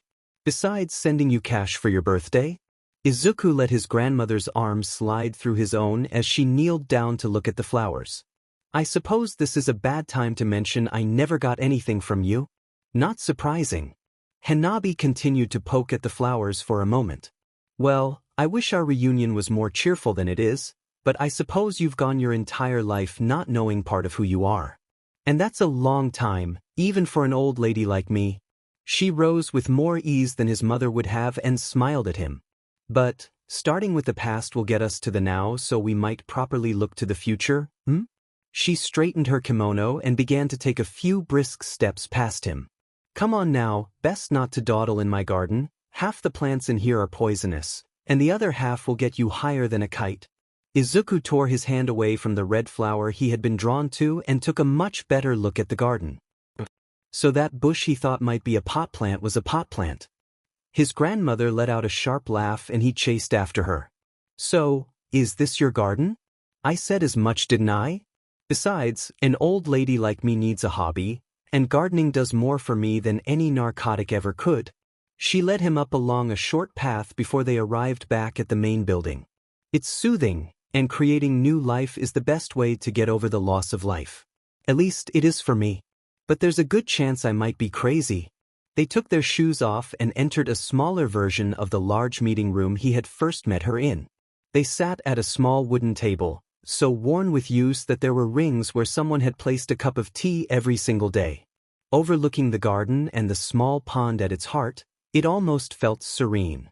After a moment, another member appeared to deliver a letter, a pot of tea, and 2 cups. I had this whole plan about what I was going to say to you, but the moment I saw your face, I saw my son, and all of that went out the window. Hanabi sat up slightly, pouring each of them a cup with the kind of grace that came with a lifetime of such pours. So, I suppose we should start with Hisashi. Mom never told me much about him. Just that he could breathe fire, and that he died on the job. Izuku looked at the tea and took a small sniff before he took a sip. Spicy, bitter, and somehow sweet. But it was also good. His grandmother gave a soft smile and nodded. Technically that's right, but she sold everything so short. She probably never told you that he had tattoos either? He shook his head no. Makes sense, she probably saw some sort of a connection between tattoos and Hanabi gestured to the air around her, everything that happened here. Well, your father had an abundance of tattoos. He loved his ink, just like his own father did. She winked and chuckled at him. A bit poetic that a family filled with men that loved to ink themselves would produce a boy that needed ink for his own quirk. Your father, my son Hisashi. He was strong-willed and honorable. It was because of him that we enjoy the power and influence we do today. When your mother said that he could breathe fire, she was only saying part of his quirk. He could set his body on flame and fight like a devil and even regrow a limb, though he only had a chance to regrow a finger once. He earned the nickname Salamander with our numerous enemies at the time. Apparently, that's some fire lizard. He sounds like a badass. He wasn't a villain, was he? Izuku asked. The idea of his father being a hero felt impossible, but he needed to know if his father was a villain. The question gnawed at him. His grandmother gave him a firm look before she took a sip of her tea. Izuku had never felt so much disappointment radiate off of such a simple gesture. I'll forgive your ignorance, Izuku, but don't think that we're villains. Your father was certainly not. If anything, he was closer to a hero, especially for those close to him. He was a force to be reckoned with, and his only weakness was some green-haired waitress he met by chance. She smiled again and winked. That is, until they had a green-haired baby boy that meant the world to him. To me as well. So his father was neither a hero nor a villain. So what did that make him? A Yakuza. Was that better or worse than either of those? So, what happened to him? You were so little when it happened, I'm not surprised you don't remember. Hanabi's face fell hard as she winced at whatever painful memories she was recalling. You were 3, maybe 4 at the time. But, perhaps you've read about it in your textbooks? A deep, steady sigh escaped her. What do you know about the efforts to purge villainous organizations that All Might spearheaded? Oh, Izuku felt his shoulders slump. That's when Orie and Tanaka lost their father too, right? A short nod. So they died fighting All Might? He muttered mostly to himself. Hanabi let out another sharp laugh. Against him? No. She leaned forward, a vicious smile on her face. Are you ready for a real history lesson? Sure. Oh, come on, be more excited, Izuku. This is your family history we're talking about. Yes. Yes, what? Yes, I want to know about your real history. That's more like it. She took a rather smug sip of her tea and raised a delicate eyebrow at him. What the officials don't want you to know is that there were Yakuza groups that fought alongside the heroes and the police. What? Izuku felt his jaw drop. Why? A common enemy. She waved her hand like it was no big deal. You see, for us Yakuza, we thrive when there's order, and likewise, the law is better when we're the main source of unlawfulness. She gave a big cheesy grin. At least that's what this crazy old Yakuza lady thinks. But way back when 3 Yakuza families banded together with the police and heroes. The Amaji Group, the Shai Hasaikai, and the Tokyo Clan. Today, those are the only 3 Yakuza groups left in Tokyo. Hanabi gave another chuckle. I know it might sound like we were simply taking advantage of the situation, and in a way we were, but there was more to it than that. My husband, that old fart leading the Shai Hasaikai, and the brat in charge of the Tokyo Clan all agreed that this was something that needed to be done, not just for the good of our own families, but for Tokyo as a whole. What happened? Izuku asked, sitting forward slightly to listen to his grandmother's story better. Who were they fighting against? A man called All for One. He was the Dark Lord of the underworld of the time. Nearly every villainous or criminal enterprise at the time answered to him. So when All Might showed up and started to reduce the crime, the 3 of us decided to switch sides.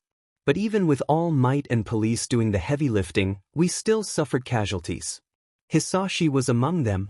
I think something broke in Inko that day. I could see the heartbreak in her eyes, and I couldn't blame her for wanting to run away. Besides, I had not only my own grief to deal with, I found myself in charge of the Amaji Group. I had to guide us and make us stronger, find the gaps in the laws that the police would ignore because it was better to have an organized crime than a chaotic one. A lot of stuff made sense now. Hanabi, Grandma, thank you. Thank you for telling me what happened. Your family is Zuku, and more than that, you're the son of my son. She reached across the table and smiled at him, a kind grandmotherly smile that felt like how freshly baked cookies smelled. If you ever have a question, don't be afraid to ask me. He gave a light shrug. I kind of need a place to stay. Bah, that you do. Don't worry, we have more than a few spare rooms in this place, and I've already told the guards that you're allowed in and out as you please. She pointed a bony finger towards him. So take some time and try to relax. That is, relax as much as one can after getting Orie's attention. No kidding, first time I met her I spent the entire night almost passing out of pain as she put a tattoo on me. The second time she pulled me to a fight club and I got kicked out of my house. Oh, and this would make a third time. Do me a solid and try not to end the world until I'm dead. She leaned back and pulled out a small pipe from her sleeve. Izuku watched as her thumb ignited into a colorful blue flame before she lit the pipe and took a small puff out of it. So, is there anything else you want to know? What should I do about Mom? Hanabi took a long, slow puff of her pipe and looked out towards her garden. I'm a spiteful person, Izuku. Part of me wants me to keep you away from her as long as possible, just like she did to me. But I'm also too old to be thinking that way. My opinion, though? Give it some time. Mull it over. Let her come to you. I'll send Sho out to make sure she knows you're safe. You're pretty wise, Grandma. I better be, I'm old as shit. So, I do have one question. She raised an eyebrow and locked eyes with him.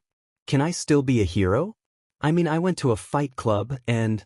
He was cut off by his grandmother's laughter. Your family is Yakuza, Izuku. The door's open for you, but you're not one of us yet. Besides, there are a bunch of heroes that are members of the Yakuza, some big names too.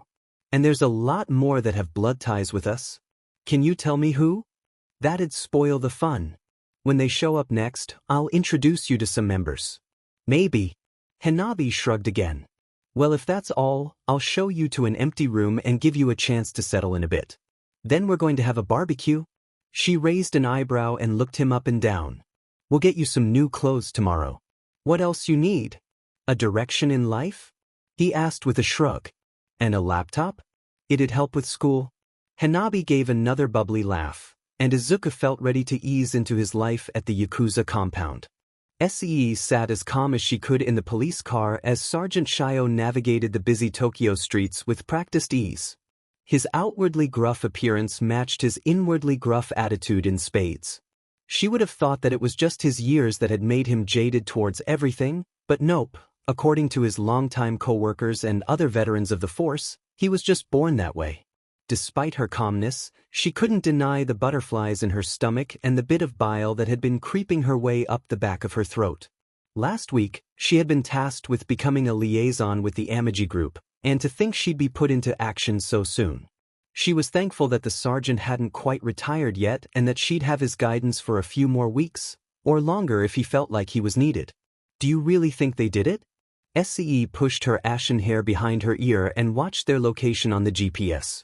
Sergeant Shio gave her a slight glance before he made a turn off the highway. Among the three remaining Yakuza groups, the Amagi were the calmest and least volatile, thanks to the niche they had found for themselves after the Yakuza purge. They were content to run their casino, fight club, and a few drug smuggling operations that were largely limited to recreational drugs. They also actively maintained a relationship with the police, in large part thanks to several of the previous police chiefs and other high-ranking public officials being gamblers. It was a notable difference compared to the Shai Hasaikai that was on the verge of collapse due to their unwillingness to adapt to the times, or the Tokyo clan that was closer to a group of roving gangs of kids. Those two were walking the edge of being labeled as villainous groups, which would simply spell their doom. That wasn't to say that the Amagi was some kind of perfect Yakuza group. They had their own problems. The war for the underworld had taken a heavy toll on them, with nearly all of their notable young members being wiped out, leaving them with an aging base that was getting close to retirement. Sure, there was some new blood among their ranks, but with no heir apparent to take over once Phoenix was gone, the group might simply dissolve. Nah, Shio let out a low growl and made a sharp turn that nearly threw Izzy out of her seat. Kidnapping isn't in their MO, and it's not like the kid came from money. It's all risk and no reward. Could be that the kid pissed someone off and ended up in a ditch somewhere. SE couldn't argue that. The only major altercation with the Amagi group within the last few years was when one of their rare younger members took on a whole division from the Tokyo clan, along with a few more street brawls. Do you think that Tanaka found them? No idea. The car came to a stop, and Shio opened the door and stuck his leg out. But, hopefully we'll find some answers. The Tokyo clan was too decentralized to have any real compound, and the Shai Hasaikai kept their base of operations a secret. But the Amagi group? Apparently, 2 police officers could just drive up to it and ring the doorbell. No guard this time, Shio muttered as they approached the traditional-style gate to the compound. Maybe one of the old-timers fell asleep somewhere. It wasn't like Shio wasn't just as old as these guys were. With a sigh, he pressed the button on the intercom and was greeted by a slight crackle then silence. Hey, it's me Shio. What the hell kind of a casual greeting was that? Tell Granny we need to talk. With a slight yawn, Shio stepped away from the intercom and rolled his shoulders. There was no way she was just going to be able to do that in the future. These guys were still Yakuza, right? Or was this just some kind of glorified Yakuza retirement home? After a moment, the gate was opened. An exceptionally tall and slender man with straight black hair and a slightly creepy vibe stood to greet them. The fact that he had 2 sheathed katanas at his side raised a few flags, but his otherwise calm and open stance made him look like someone's butler. Not a butler that she'd ever hire.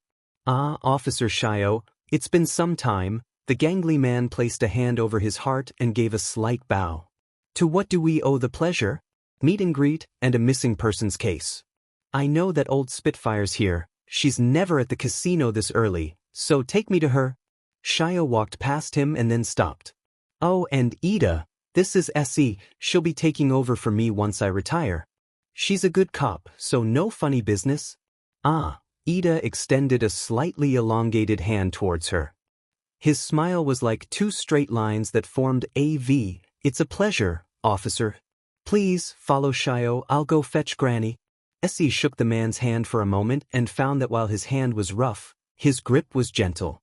The inside of the Amagi compound looked nothing like what she would expect a Yakuza compound to look like. This felt more like some feudal lord's plot of land, or maybe a historic plot of land. Oh my, an elder woman came walking out from one of the side buildings.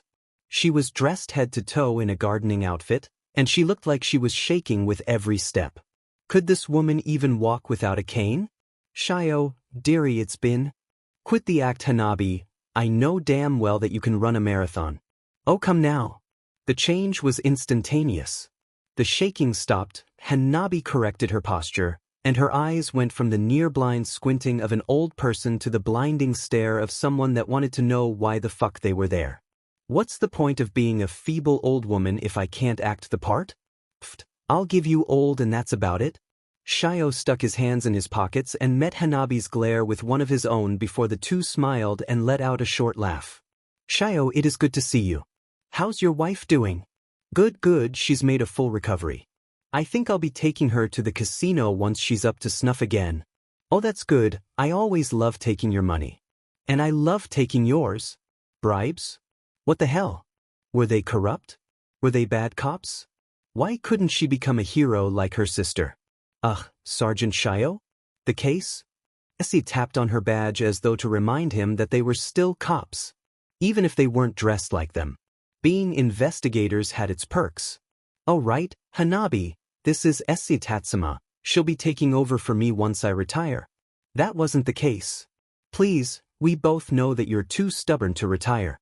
You'll get bored, lose all your money, and then be back on the force before the new year. Hanabi waved her hand, then glanced towards Iri for a moment. But what's this she said about a case? Right? Shio kicked a stone in the ornate path and planted both hands in his pockets. The thing is, we got a mother that seems to think you kidnapped a kid of hers. So, do you know who Izuku Midoriya is? Hanabi let out a sigh that seemed to age her 20 years before she shook her head and tossed off her mud-caked gloves. Honestly, that troublesome daughter-in-law of mine. She called you? Wait, you actually know something about this? Shio asked with genuine shock written all over his face. Of course I do. Hanabi threw her hands up into the air and began to stomp down a side path. Come with me, you two. Hurry, my patience just got shorter than my husband's dick. And he's a corpse. Nearly jumping at the vulgarity of the crass woman, he found herself following her through the compound. They broke away from the main building and she found herself crossing a bridge over a koi pond that led to a standalone home. She glanced toward Shio, who could only shrug in response, but the look on his face told her that this was not normal. Bring Izuku out here. Now. We're busy, a younger, but no less crass, voice echoed from inside the building, followed by a muffled scream of pain. Oh come on Izuku. Be a man. Canvases aren't supposed to. Orie. Right now. Hanabi tapped her foot on the ground. Shuffling came from inside the house and he found herself palming the edge of her pistol for just a moment. Her heart was pounding. What was that scream? Were they torturing him in there? A tall woman with snow-white hair and two horns that ended in red tips jumped out of the house. The loose clothes she was wearing were stained with various inks and clung to parts of her body. A glowing red eye glanced towards them before she stopped in front of Hanabi. Who are they? Is Tanaka in trouble? Orie asked, glancing between everyone at least once. And is it really so bad you couldn't let me finish? You know how? I know you want to get back to work, but let these people see Izuku before you two get back at it. Hanabi waved her hand. Was this a relationship thing? A fit boy came stumbling out from the house, his shirtless form partially covered in sweat and his face a deep red. It was a relationship thing. On the boy's left shoulder, partially crawling down his arm, was a blackened lizard highlighted in red and wreathed in flames. It moved like it was real, but it had no depth and it appeared to be stuck. Essie pulled out the photo she had been given and sighed a breath of relief. This kid was an exact match to Izuku. She watched as Izuku pulled on a t-shirt, and she caught a further glimpse of the creature on his shoulder. It was a tattoo, that is, an unfinished tattoo. That could explain the scream of pain, right? And that Orie girl, was she a tattoo artist? What's going on, Grandma? Izuku asked, looking more than a little bewildered. Orie hovered around him, flapping her arms in anticipation. And who are these guys? Grandma? Wait, Hanabi did call Inko her daughter-in-law a moment ago, right? How'd she miss that? Oh right, still a bit wobbly about just walking into a Yakuza base like it was a park. This is Sergeant Shio. He's a drunkard gambler, a cop, and an old friend. Hanabi gestured towards both of them with the flick of her wrist. The girl is SE something, she's his replacement. And they're here because your mother reported that you were kidnapped. The look that crossed Izuku's face made it very clear that he wasn't with his mother right now by choice, which muddied the lines between right and wrong. Technically, a 17-year-old was able to live on their own, and many did so long as they had financial backing from their family, which Izuku was receiving from his grandmother. I'm sorry. Izuku let out a sigh and went to move his arm but winced in pain and rubbed his left shoulder slightly. My mom kicked me out a couple of days ago, and I haven't talked to her since. Ah, so that's what's going on. Shio clapped his hands. Alright, case closed. What the hell was with this shitty cop? Essie let out a sigh and stepped towards Izuku. So, just so we're clear, you're not being forced to stay here? No. Izuku looked between Orie, who nodded yes, and Hanabi, who nodded no. No. I can leave whenever I want. And Grandma took over. Ah, sorry for the trouble. It's no problem. Essie held up her hand and watched as Orie began to tug on Izuku's arm like some incredibly needy lover. But why would your mother kick you out? Izuku let out another sigh. Because I got a tattoo. That felt petty. Essie, come on, we're done here. The kid is safe and with family. There's nothing we can do here, though Hanabi, you might end up getting a call from child services if Inko continues to raise hell over this. Shio let out a grunt and looked back towards Izuku. Make it easy on us and give your mom a call. Izuku nodded. XXXX. Essie reclined into the seat of their unmarked car as Shio drove them back to the station. Her heart was still pounding. Sure, everyone she met today had been nice, but these guys were still Yakuza, right? And she was supposed to be the one to deal with them in the future. She glanced towards Shio and let out a sigh. Do you think that Izuku kid will be alright? Absolutely. Shio gave a slow nod. And you would do well to form a good relationship with him. Why? Because he's her grandson, and if I know Hanabi like I think I do, she's already grooming him to be the next leader of the Amagi. Hisashi the salamander. The more Izuku heard about his father, the more he wanted to meet him. He wanted to judge what kind of man he was. Everyone, even the most jaded of the elder Amagi members, had an abundance of things to say about him, most of it good, some of it bad, but all of it was spoken with a fondness and a wishing that he was still here. Both for Izuku's sake and the sake of the Amagi as a whole. Hisashi was to be the next leader of the Amagi. He was their hope for the future. And while Hanabi had done her best and had earned every ounce of respect possible, there was a hushed tone that things would have been better if an entire generation hadn't been wiped out. And none spoke louder on this than Hanabi herself. A sharp pain on his right arm brought him out of his thoughts with a hiss. He glanced towards Orie, who was completely absorbed into the work of art she was tearing into his arm. And that's what it really was. A tearing. Orie's quirk functioned by slicing bits of flesh with a knife or a needle and then replacing it with the color she wanted and then burning it back into place. The pain was like getting a paper cut from a lemon and then cauterizing the wound with a fire poker. She had claimed his entire right arm for her next project on him. An entire sleeve made up of dozens of smaller tattoos to make some kind of a flowing piece of art. Right now she was etching an orchid into his upper arm with beautiful crystalline water pouring out of it. Power-wise, he had no idea how practical it would be. But Orie was passionate about it, and that would make it powerful in its own right. Probably. The way their quirks intermingled with each other was beautiful, chaotic, and terrifying.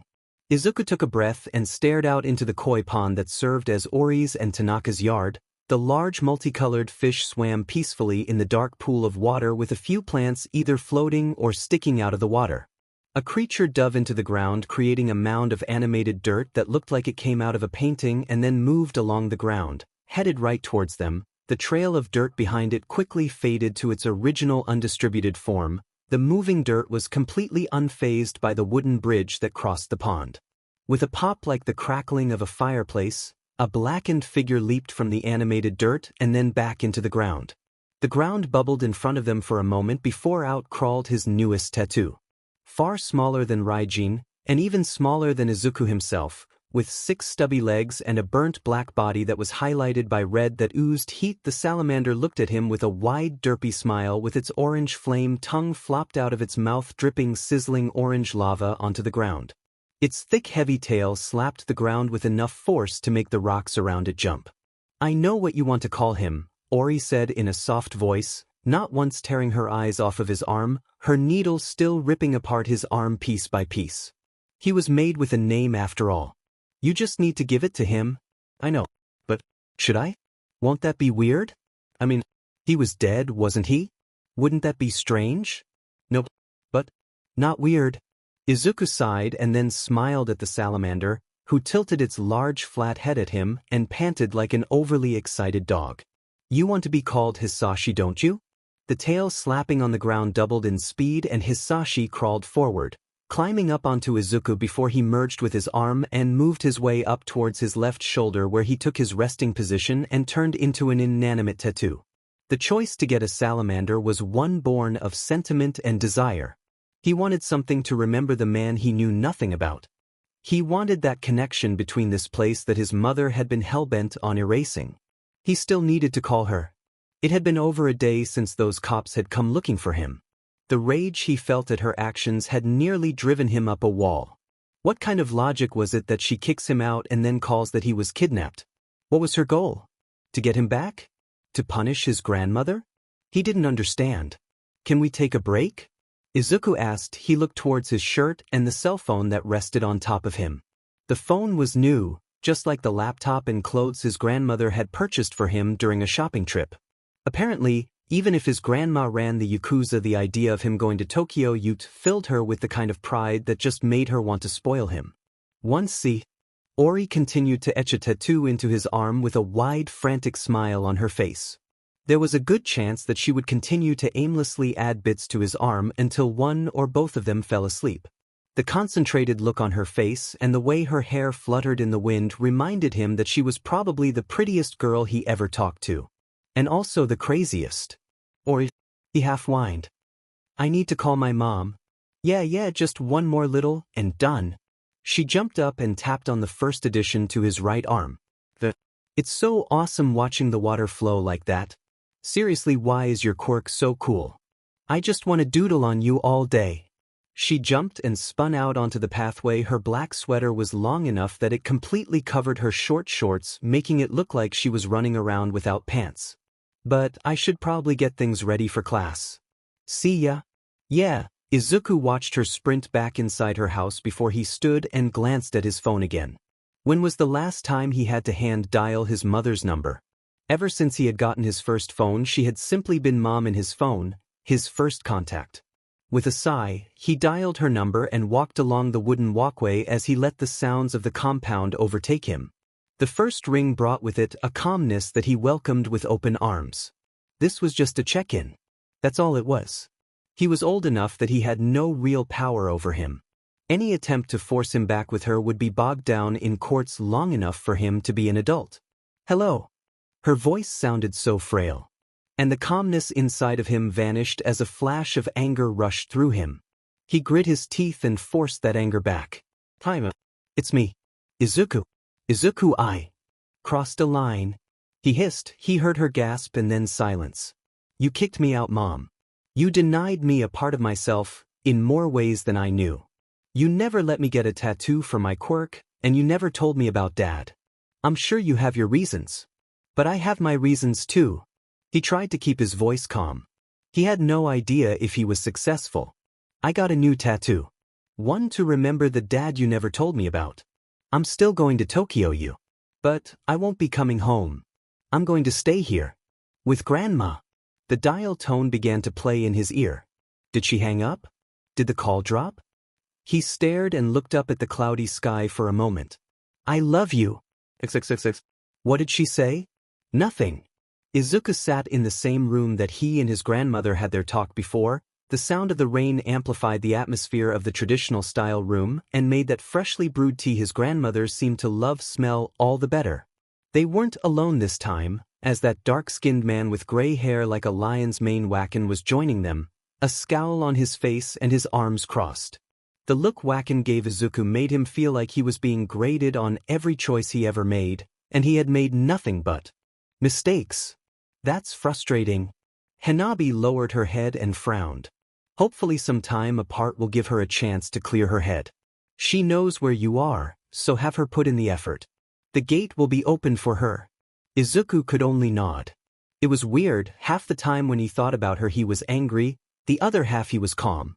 He both missed her and never wanted to see her again. The only thing that he was certain of was that bumping into Tanaka that day had been one of the best things that happened to him. But today, I'd like to talk to you about your future, Izuku. Hanabi gave a small calm smile. You see, I've been thinking about what you've said to me. About what you don't know what you want to do, and your question about being a hero. The smile she gave him removed a lot of the pressure that those ideas held. Her calmness showed that she really wanted to help him and could, as opposed to his own mother's normally nervous jittering at the idea. I'm aware that the school has counselors to help you make this choice, but they're probably going to push you down some soulless path that doesn't interest you and you'll end up dropping it and turning into a bitter old woman. Hanabi blinked and then pointed a bony finger towards herself. I'm talking about myself, by the way. I figured. Izuku shrugged. And thanks. It's been bugging me for a while now. I'm not sure what I want to do at Tokyo U. Law would be interesting, I guess, but I don't think people would trust a lawyer with tattoos. Bunch of tasteless fools to steeped in tradition if you ask me, Hanabi growled, slapping the table twice. They just don't respect good art, and Orie's doing an amazing job with you. She let out a hum and scratched her head. Though, just being able to tell those old hags at the saloon that my grandson is a lawyer would shut them up something good. But that doesn't answer what he wants, Wacken said in his low voice that was like walking on gravel. I know that. Hanabi spat and slapped the table again. Let an old woman daydream a little. I've always wanted to be a hero, he spoke softly, almost not sure of the words himself. He did want to be a hero, but it felt stranger than ever to announce that. But? Hanabi asked, pressing her fingers down into the table next to him, her eyes snapping onto him with a cold, hard determination. When he didn't answer, she sighed. There are many reasons why people want to become a hero. Most will say they simply want to help people. All Might is the only one I can think of that truly wishes that. Some do it for their egos, their own ambition, and so others will recognize them. That's why most people are heroes, I'm afraid. Some just enjoy the power. They like to fight, to prove that they are stronger. And then there are some that simply wish to fly. They desire the freedom to use their quirks and express themselves with it. Oftentimes, those with this desire that fail to become a hero instead become a villain. Hanabi crossed her arms and looked up at the ceiling. It's not so black and white. Some have bits of each, and they all claim to the first one. But they all have their own reasons for becoming a hero. So, Hanabi's gaze felt like the entire world was focused on him. Why do you want to be a hero? His mother had asked that exact same question. But it was different. Why do you even want to be a hero? That memory still felt fresh. Back then he had a reason. He wanted to be like All Might. But you don't have to answer right now, Izuku. Hanabi placed a hand on his shoulder and squeezed it gently. The answer might not even be that important. In the meantime, because I have a troublesome grandson that's eager to go to my fight club, Wacken has offered to train you. I'd hardly call it an offer. Wacken huffed and glared at Izuku, his lip curling in a snarl and his broad shoulders seemed to shake. You're making me do it and I'm making him. Semantics. Point being, Izuku, Wacken, has agreed to give you some combat training if you're interested. Despite how he looks, he's actually a capable fighter, and because of his quirk he's better than most. Quirk? Izuku asked, looking towards the gruff man that was likely going to be the second greatest source of physical pain soon. I can copy and share memories. Wacken held up a finger to his temple and pulled out a small cloud-like wisp that seemed to be fading rapidly before it vanished. It's hardly free, everything in that memory gets transferred. The emotions, the pain, everything. It's no substitute for actual training, but it'll get the job done. Right? And I'll send Ida to get Redline. He's a hero that was friends with your father. Izuku looked between his grandmother and Wacken. Thank you for giving him a chance. A chance, huh? Was that why? Hell was a man named Wacken. The wooden practice sword he had been clutching with all his strength was twisted from his hand. With an open palm, Wacken struck Izuku in the chest and a new memory played in his head. A moment just like this. The sword being ripped out and tossed to the side like it was butter and the pain of a hand twisting awkwardly. Izuku hit the ground twice and found his mind hazy from having his failure doubled over again. Izuku glanced up at him, a mixture of hate and fear swelling inside of him as he stared up at Wacken. The man's wild gray hair was flared out around his face, making him look like a lion pretending to be a man. Wacken's hard black eyes were filled to the brim with anger and frustration. Pick up your sword. Wacken gave Izuku a small glare before he turned and walked back to the starting position. We are not done. Why? Izuku grabbed the sword and felt his entire body numb with pain for a moment, like it didn't want to take another step forward. Why do you keep sending me those memories? What good would it do for him to fail twice or more every single time? They are failures. Wacken entered the same one-handed stance he had been using the entire time. The wooden sword he used was battered and bruised, but it was only a distraction for his real weapon, that empty calloused hand that might just be able to take anyone down with a strong enough memory. Okay. Izuku stumbled into his spot and held his practice sword with two shaky hands. Why do you keep sending me failures? Isn't it bad enough that I keep? Oh, believe me, I have complete confidence in your ability to fail. Wacken roared, signaling the start of their bout. A massive wild swing from the sword came down.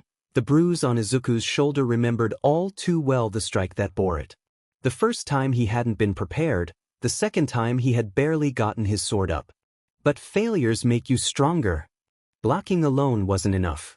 Izuku brought his sword up and caught the strike as he moved to the side, deflecting it just enough to dodge out of the way. And then there was Wacken's palm. It would come straight on and slam into his stomach. He stepped back and lowered his sword again, whacking Wacken's hand to the side. Now what? Strike? Step back? Hesitation. Wacken shouted. The round pummel of Waken's sword slammed into his side and forced Izuku to the side, the bouncy tatami mats cushioning his fall into a rollback onto his bare feet. Waken did not relent. That wooden sword was coming down hard and fast once more. When you fail, make certain you fail forward. You learn from it. You grow from it. There is no better way to learn than to fail. Over and over again until you find what works. Block and dodge. Parry. Tech. Izuku pressed his sword forward and bumped it into Waken's shoulder. The strike was awkward, more a tap than anything else, but it was the first time Izuku had landed a hit. Waken glanced towards the wooden practice sword like it had somehow deeply offended him and then removed it with a light push. A smile that on anyone else would have been a snarl graced Waken's face as he got back into his fighting stance. Congratulations. You have learned from your failures. Okay, Izuku nodded and held up his sword again. But wouldn't it be easier to just... No, you are not the first to ask me that. Waken struck and this time Izuku blocked and pushed him back. Skills and technique things that are earned through failures, even with natural talent. You fail and fail and fail until you learn, then you fail some more and learn some more. Waken struck again, this hit once again striking Izuku's blade with enough force to wrench it from his hands. A hand grabbed Izuku's head and he felt a new memory flood into him. A phantom strike to the hand followed by a kick to the stomach. Every failure I have given you has been their last failure. The final failure before they succeeded and learned. Waken stomped over to the discarded sword and then tossed it back towards Izuku. With me, you will fail twice as fast and learn even faster. But why can't I use my quirk? Fool. Waken scuffed and glared towards Izuku. Do you know what the difference is between a criminal and a villain? Izuku felt his entire body blush as he had forgotten for a moment that he was being trained by a criminal. I'm not a villain. I never said you were. Waken gave a long enough and rested both hands on his sword for a moment while eyeing Izuku. Nor should you think of us as such. We have honor and so did your father. But do you know what makes a villain a villain? Using a quirk to commit a crime, cause destruction, or just do evil? He half muttered. Despite knowing the answer, he couldn't help but feel like he was wrong. That's correct. Of those three, most law enforcement and heroes only care about the last two. Destroying things is probably the one you'll get hit with the hardest, though being evil is different. Unfortunately for you, you have a large flashy quirk that can easily be used for destruction. Besides, if your giant monkey is off fighting, your body would be defenseless, won't it? Izuku nodded. A lot of what Waken was saying made sense. Good. Now then. Back to the matter at hand. Waken held up his sword once more and Izuku felt the bruises on his body whine. Are you ready to fail? He held up his sword, gripping it in both hands. Yes. Then you are ready to learn. XXXX. Kaga Heights was the name given to a group of buildings that bordered the Amaji district, though they could hardly be considered heights, given how they were among the shortest of all the buildings around. The top floor of the building served as both the home and agency of the pro-hero Red Line. While not a direct member of the Amaji, Red Line was more of an associate, or at the very least they had a mutual understanding that the Amaji couldn't mess with him and he wouldn't mess with them. Or at least that's how it used to be. A few years ago, Red Line stumbled into the casino and quickly accrued a large debt, and a hero in debt was a valuable asset for the Amaji. Ida glanced up towards the top of the slightly pink building that stood out like a sore thumb from its surroundings. It had been a while since Red Line had done anything of note besides showing up to the casino, losing his money, and stumbling home drunk. The old hero was probably one close call away from retiring. Honestly, Ida had no idea why Granny wanted to talk to him, but if Granny said jump, he'd ask how high. He hummed and tapped his sheathed sword on his shoulder before making his way into the building. I'm sure Granny has a plan for him, just like she did with Izuku. You want me to come with you? Tanaka asked, bouncing on the balls of his feet. Like always, he seemed to draw attention with his bright red skin. Sure, most people were polite, but it was hard not to notice the large, well-dressed man that looked like a demon. I'm not sure why you even followed me, to begin with. Ida gave a slight chuckle and tilted his head back towards Tanaka. Having Tanaka around all but guaranteed a fight, but it also guaranteed a victory. But no, stay here. Oh.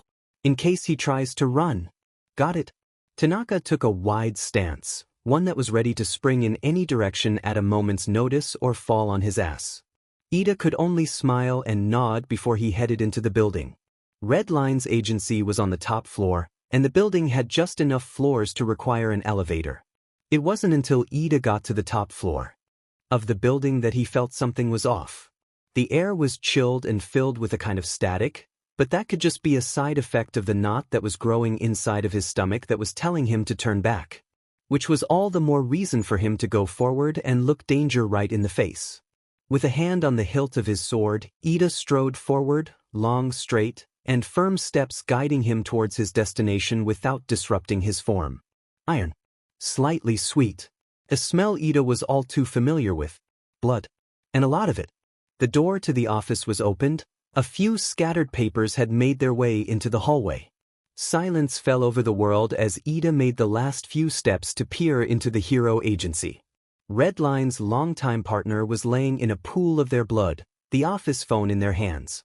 There were signs of a struggle, but not nearly enough of one. Near the back of the office, Red Line lay, eyes wide, barely breathing, a hand outstretched towards his partner. You and your partner chose your last words poorly. A large muscular man dressed head to toe in combat gear jabbed a jagged and worn katana into Red Line's heart, forcing the light from his eyes. The hero world will be better off without corrupt heroes like you. The man stood, while Ida still had an advantage in height. The man easily had the more muscular build. A sharp chin, a wide sinister smile, wild black hair, and eyes that showed either too much sanity or not enough stood out as the face of someone that had thrown away their humanity. A red scarf and equally long white headband flowed behind this man as he stood to address Ida. For a moment Ida felt fear. He felt far more fear than he ever had felt in his life, and he shook like the last leaf on a tree. All it took was a breath and he was steady again. This frightful aura was nothing compared to what Tanaka could put out. The man walked forward, intent on leaving without even saying hello. With his sheathed sword, Ida barred the man from leaving, earning him a serious glare. That man owed the Amagi a lot of money. The man laughed. Amagi? I haven't heard that name in quite some time. I guess I didn't kill enough of you. The hair on Ida's back stood straight. Who are you? Stain. The hero killer. Ah, I see. Well then, Stain, since you've taken the life of one of our debtors, I assume that you'll be the one to take over his debt? It only seems fair. The conflict may well have been written in the stars. Metal clashed against metal as Stain brought down his sword with two hands down upon Ida, only to be met by Ida's blade, the sheath of which had slammed into the window behind him hard enough for it to crack. Even with his quirk helping him keep his sword straight, Ida could feel the raw strength this man possessed. Stain withdrew to ready for another strike, but Ida lunged forward, striking sideways towards Stain's side, who met the blade with a smile on his face. Ah, I see you're more than just some street thug carrying a katana to be cool. Oh please, Ida snorted. If you start talking about studying the blade, I might just cringe to death. That'd be a shame. It's been far too long since I bothered to kill a Yakuza. You all should have been wiped out years ago. Even with one hand, Stain's strikes were still nearly impossible to block. One hand? What was? Biting steel slid across Ida's abdomen as he felt Stain's knife barely graze him. Two could play at that game. Ida drew his second sword and slashed upward, barely hooking his sword onto one of the many thick teeth of Stain's dagger. With a quick jerk backward, he wrenched the blade from Stain's hands. Not bad. Stain laughed and struck again. Even with one hand, he could easily strike as hard as Wacken could. He tossed a dagger at Ida's face. It's almost a shame you're Yakuza scum. Ida expected Stain to move back and strike again, but instead he lunged forward, sliding past Ida and into the hallway behind him. But not without cost. With two perfectly straight cuts, Ida stuck down onto Stain's back, only to be blocked by that sword again. Just what on earth was with this superhuman strength? The way you swing your swords, that's your quirk, isn't it? Stain laughed as he grabbed the dagger Ida had tossed behind him. A long lizard-like tongue slithered out of Stain's mouth and wrapped around the dagger, licking up the blood. What a creep. That's right, my quirk isn't anything special, it just allows me to make straight lines when I breathing became hard, his arms felt sluggish. And his legs felt like they were made of rocks. Your Quirk? That or you're just freezing up? Stain gave a light laugh as he moved forward, that dagger gleaming in the fading light. Congratulations, you get to die with some wannabe heroes. I guess that would make you some wannabe, ya? Itereia. Tanaka came barreling around the corner with all the force of a rampaging bull and slammed into Stain with enough force to send the muscular man tumbling back down the hallway. Ida. Tanaka looked towards him. His tiny black eyes were widened to the maximum as his broad chest puffed and huffed. I saw you break the window. Are you okay? Why aren't you moving?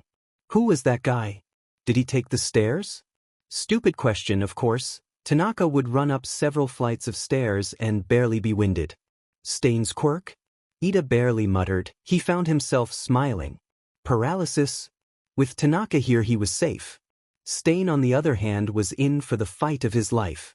In addition to being a natural brawler, and most people barely being able to fight Tanaka thanks to his frightening appearance, his quirk was something of an enigma, and so far it hasn't been given an official name, but at the same time, the quirk was as simple as Tanaka.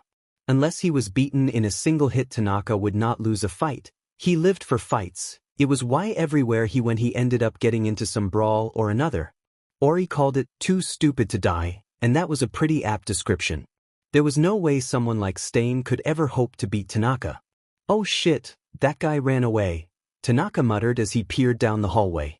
I wanted to beat him up for stabbing you. Or Stain could do the only smart thing against Tanaka and run away. Revenge was like eating a poisonous pufferfish. Prepared by an amateur, it would lead to a painful death, but if prepared by a professional, there was nothing more satisfying. Hanabi smacked her lips as she stared at Ida, his head bowed low and his suit still bearing the cuts from his encounter a few hours ago.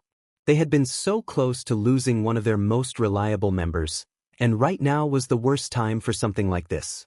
She had just gotten Izuku, and the Amaji could hardly suffer the inconvenience right now. And her ancient bones were telling her this was just the beginning. The other members, many of whom were old bastards with one foot in the grave, glanced at her like she was supposed to fix everything. It took everything she had just to keep things running smoothly and prepare for the future. Tell me his quirk again, she said in a cold voice as she placed a firm hand on her knee to stop it from shaking. Rage was tearing through her like a forest fire as she thought back to her husband and the self-righteous prick that used the chaos to murder so many of her friends and family back then. He licked my blood and I was paralyzed. Ida kept his head low, not by her own command, but by the overwhelming sense of honor the boy carried with him everywhere. It was good that he lived. Izuku was going to need an ally such as him in the future. He even took a risk to get the knife back to do so. Stendhal. So she was right, and that prick hadn't died years ago. Well, if they're really Stain, I'm not sure we have much to worry about. He's called the hero killer for a reason. We'll just have to warn Fourth Kind and Gang Orca and hope that they're able to deal with him. Hiruzen scratched his chin and let out a long sigh, though him showing up might make things harder on us with more cops and heroes running about. Hanabi gave a small nod and sighed. Send someone to them right away. Unlike Redline, we can't afford to lose either of them. And I want everyone here on high alert too. Do you really think he'll target us? Ukai asked. His wizened and cracked face showed far more life in it than his body actually had left. He's the hero killer. Most of you old shits should know better than that, she snapped, glaring at them all as she felt the heat of her quirk flare up around her. She let out a breath of hot air that made her eyelashes curl. Think back. Stain's killed Yakuza before, he's killed our own damn members before. Just because that son of a bitch has a different name now doesn't mean he's not that same bastard Stendhal that took advantage of the chaos and murdered just as many of us as that prick all for one did. Her husband was among the first he killed. We're going to treat this as a declaration of war, she said firmly and glared out past everyone towards the Tokyo skyline. They had been far too passive for far too long. No doubt if those scavengers in the Tokyo clan heard about this, they'd take the chance to strike and claim even more territory. They were already far too close to the casino than Hanabi liked. Reach out to all the heroes in our territory, tell them what happened, and that we'll be investigating him as well. But how do we find him? Hiruzen asked. He's been wanted for years now, And if the police haven't been able to? Did you lose your spine along with your hair? If he's still here, we'll find him or he'll find us. Everyone travels in groups of 3, and if possible, we'll have Tanaka fight him. She grabbed the fabric of her kimono and bit her lip for just a moment. She wanted to tell him to bring that bastard alive so she could burn him to a crisp herself. But that was risky. You find him, you kill him. End of story. She couldn't risk losing Izuku to that monster. So much rode on him, but he wasn't ready yet. And there was no way in hell she was going to risk Izuku to a monster like Stendhal in the hopes it would help him grow. Every time she spoke to him, she could feel that he was being pulled closer into the family. He wanted to help people, especially those he cared about. She just needed a safe way to show him that he didn't need to be a hero to do that. An ambitious leader that wanted to do the right thing was exactly what the modern Yakuza needed in the world of heroes. That or she was just going senile. Granny. Sho's soft voice brought her attention to her right as the well-dressed boy with beautiful orange hair kneeled down beside her. He looked nervous, rare for someone like Sho who had more time than anyone to hone his skills. He held up one hand to signal to her and the others that what he was about to say was urgent. The clamor that had filled this room was drowned out so only the general popping and creaking of ultimers could be heard. A branch of the Tokyo clan has started attacking our members north of the casino. Her bones were screaming at her that they told her so. Of course those punks would start with this shit now. In her anger, she stood, a wing of flame extending out of her arm for a moment. Send Wacken. Take Tanaka and push those self-righteous punks back across the river so far they'll be in China. There went her plans of having Tanaka protect Izuku and Orie. Also, Sho said in his usual calm voice. He pulled out a small vial that he was keeping in his pocket. We found someone trying to sell this in our territory. They said they got it from the Shai Hasaikai. Her hand shook as she grabbed the vial. She knew exactly what this was. The vial held a dose of trigger, a quirk-enhancing drug that could make even weak quirks strong, all at the cost of a bit of sanity. To say it was illegal would be an understatement. Every country in the world had a ban on the stuff, and there was an entire international group targeted at eliminating its use. To be caught with the stuff was to instantly be considered a villain, and to distribute the stuff, let alone manufacture? That was a one-way road to a cozy cell. Damn that old fart. Hanabi roared and handed the vial back to Sho. Get rid of that, and someone get me in contact with the Shai Hasaikai. When it rained, it poured. And right now it felt like a goddamn monsoon. XXXX. Izuku wasn't exactly sure what he thought about Orie. Sure, he thought that she was easily the hottest girl to ever know his name, and there had been a few cute girls in his high school class. But Orie just had this dangerous beauty to her that was just amplified by the controlled craziness she showed off. And she wasn't afraid to show off either, especially her tattoos, which meant that Izuku was very familiar with the simple, undeniable fact that Orie had some top-tier thighs. And he wasn't even a thigh guy, he was more of a boob guy, not that Orie didn't have boobs. She did. She was probably the bustiest girl to ever talk to him. But just thinking that she was really attractive didn't really define what he thought about her. And sure, he liked her. But was it just because they spent so much time together? Because she was pretty? Because she was always excited in her own slightly malicious way whenever she saw him? Was it because she gave him tattoos? That last one might be a big part of it. The way their quirks just worked together felt like it was more than just a simple coincidence. But maybe it was her passion, her wonderful bubbly personality that was both frustrating and endearing at the same time. To top it off, she was easy to read.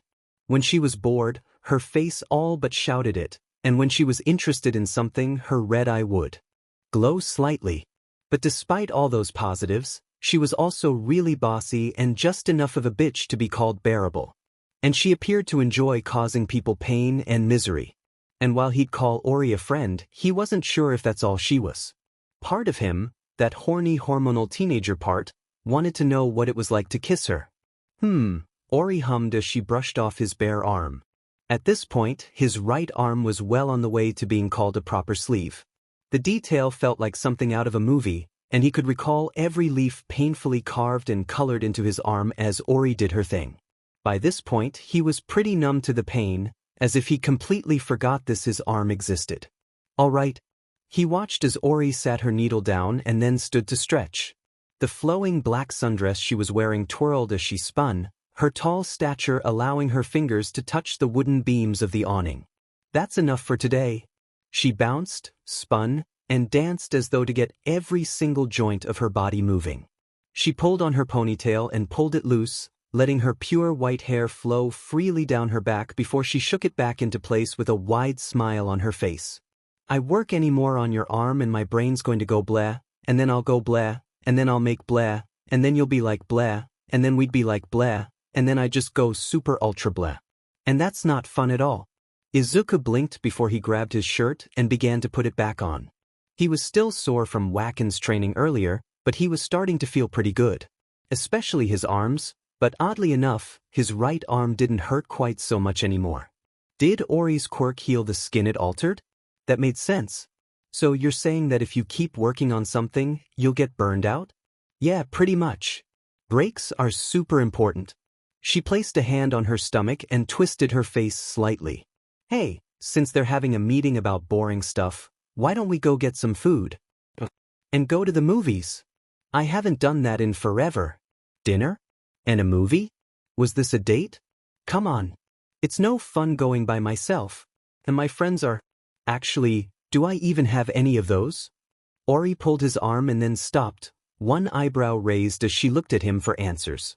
Ugh, do Ida and Sho count? Izuku asked, stumbling to his feet as Orie dragged him away from the only exit he knew of in the compound. And your brother? And where are we going?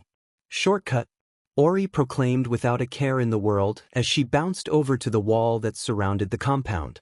A small ladder was placed against the wall that would allow for someone to climb over.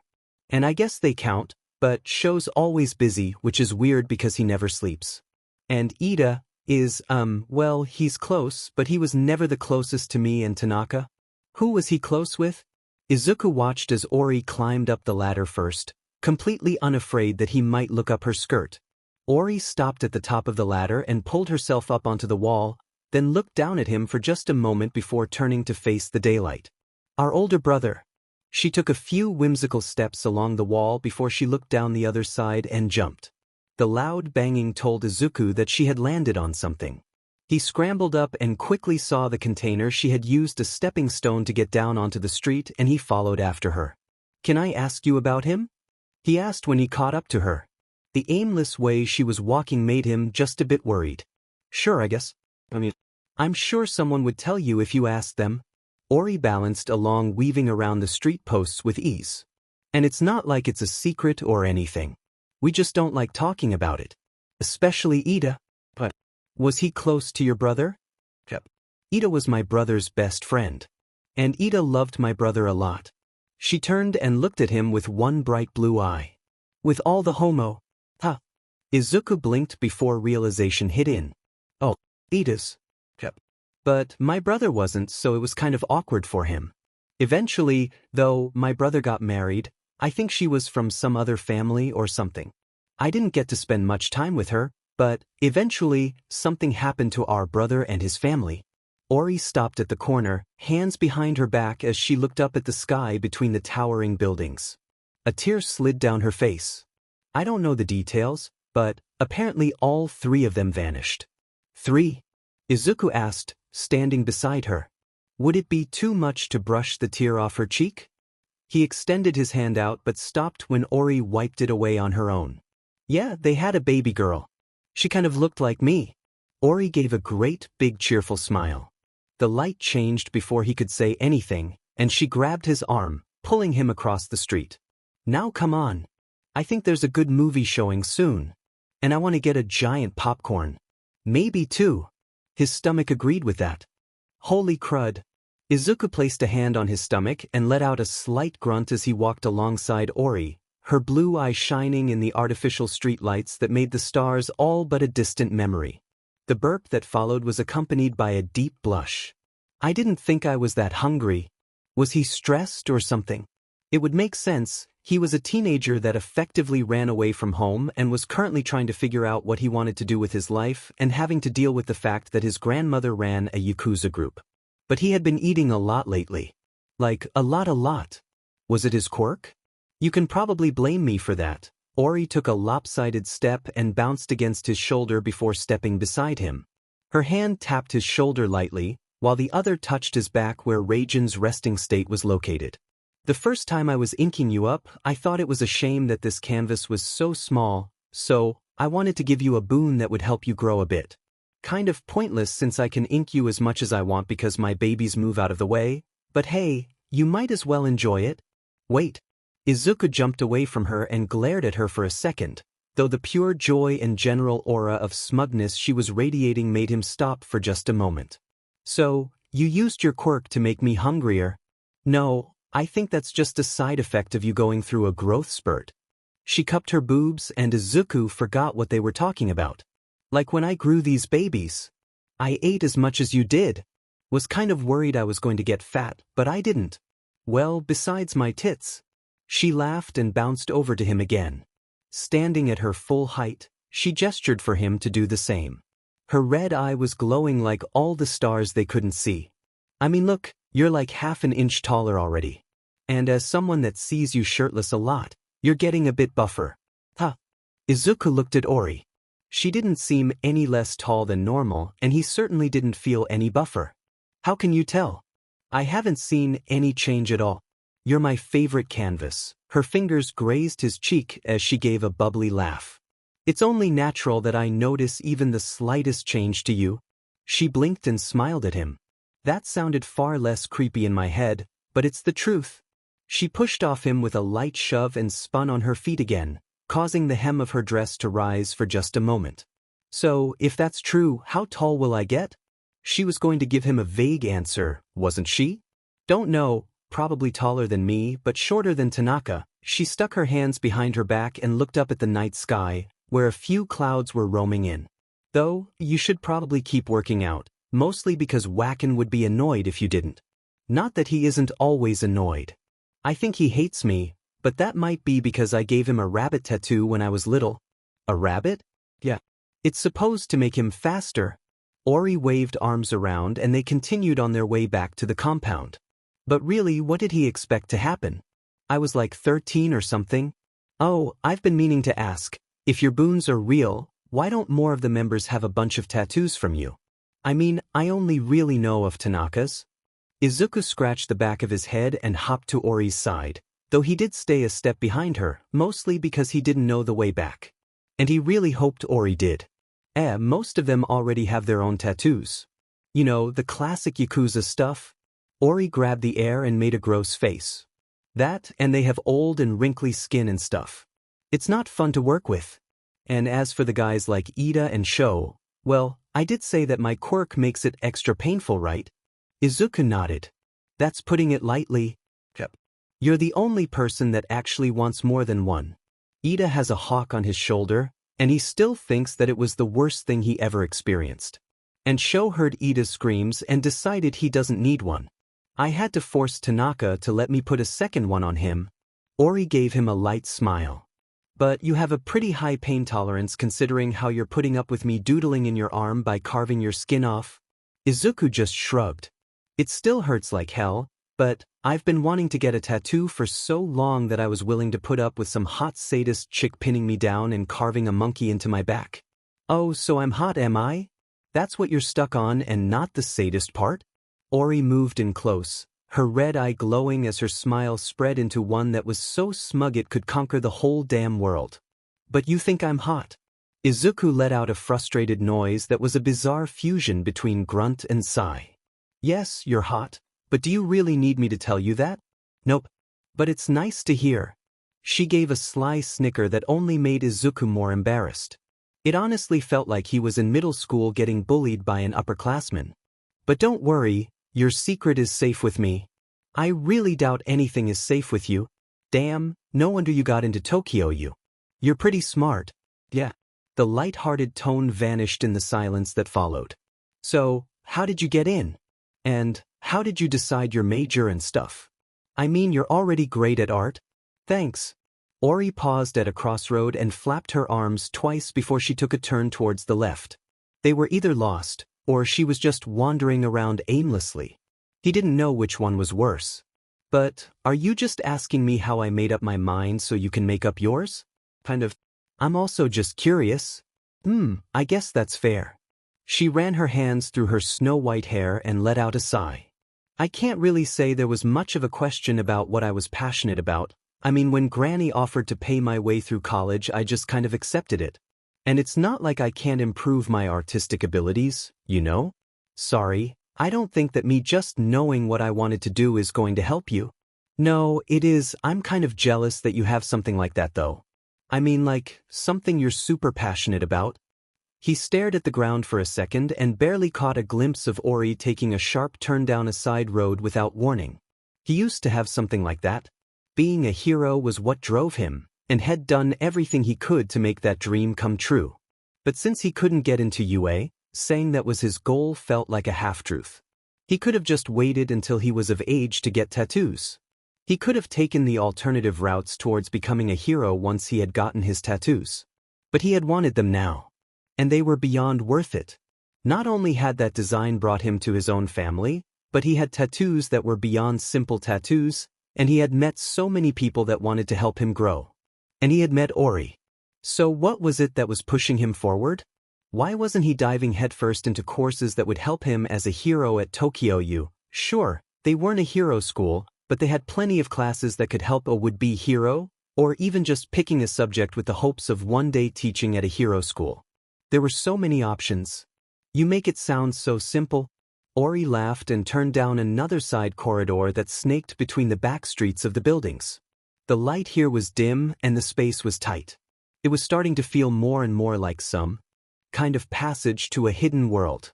She paused at a large empty wall lit only by a single lamppost and pulled out a can of spray paint. Graffiti was a crime.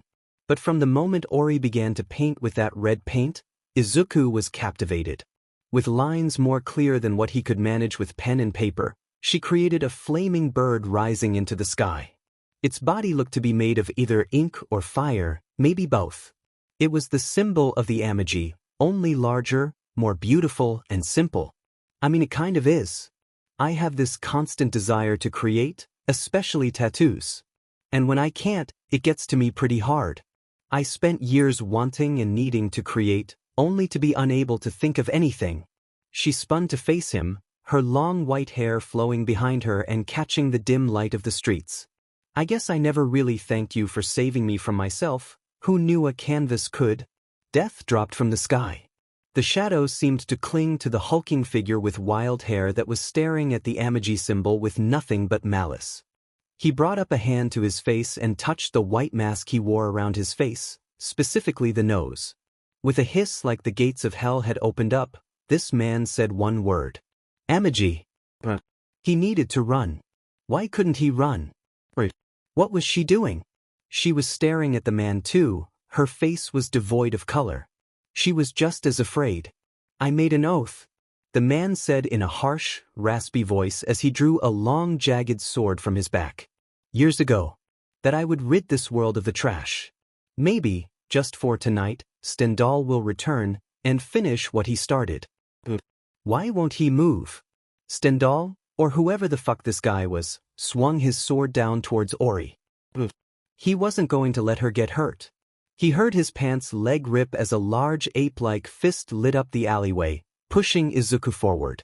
A roar escaped him, driving him forward as he slammed into Stendhal's side.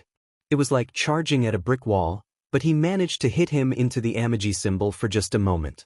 Orie! He shouted even as Stendhal pushed him away. Izuku tackled him again.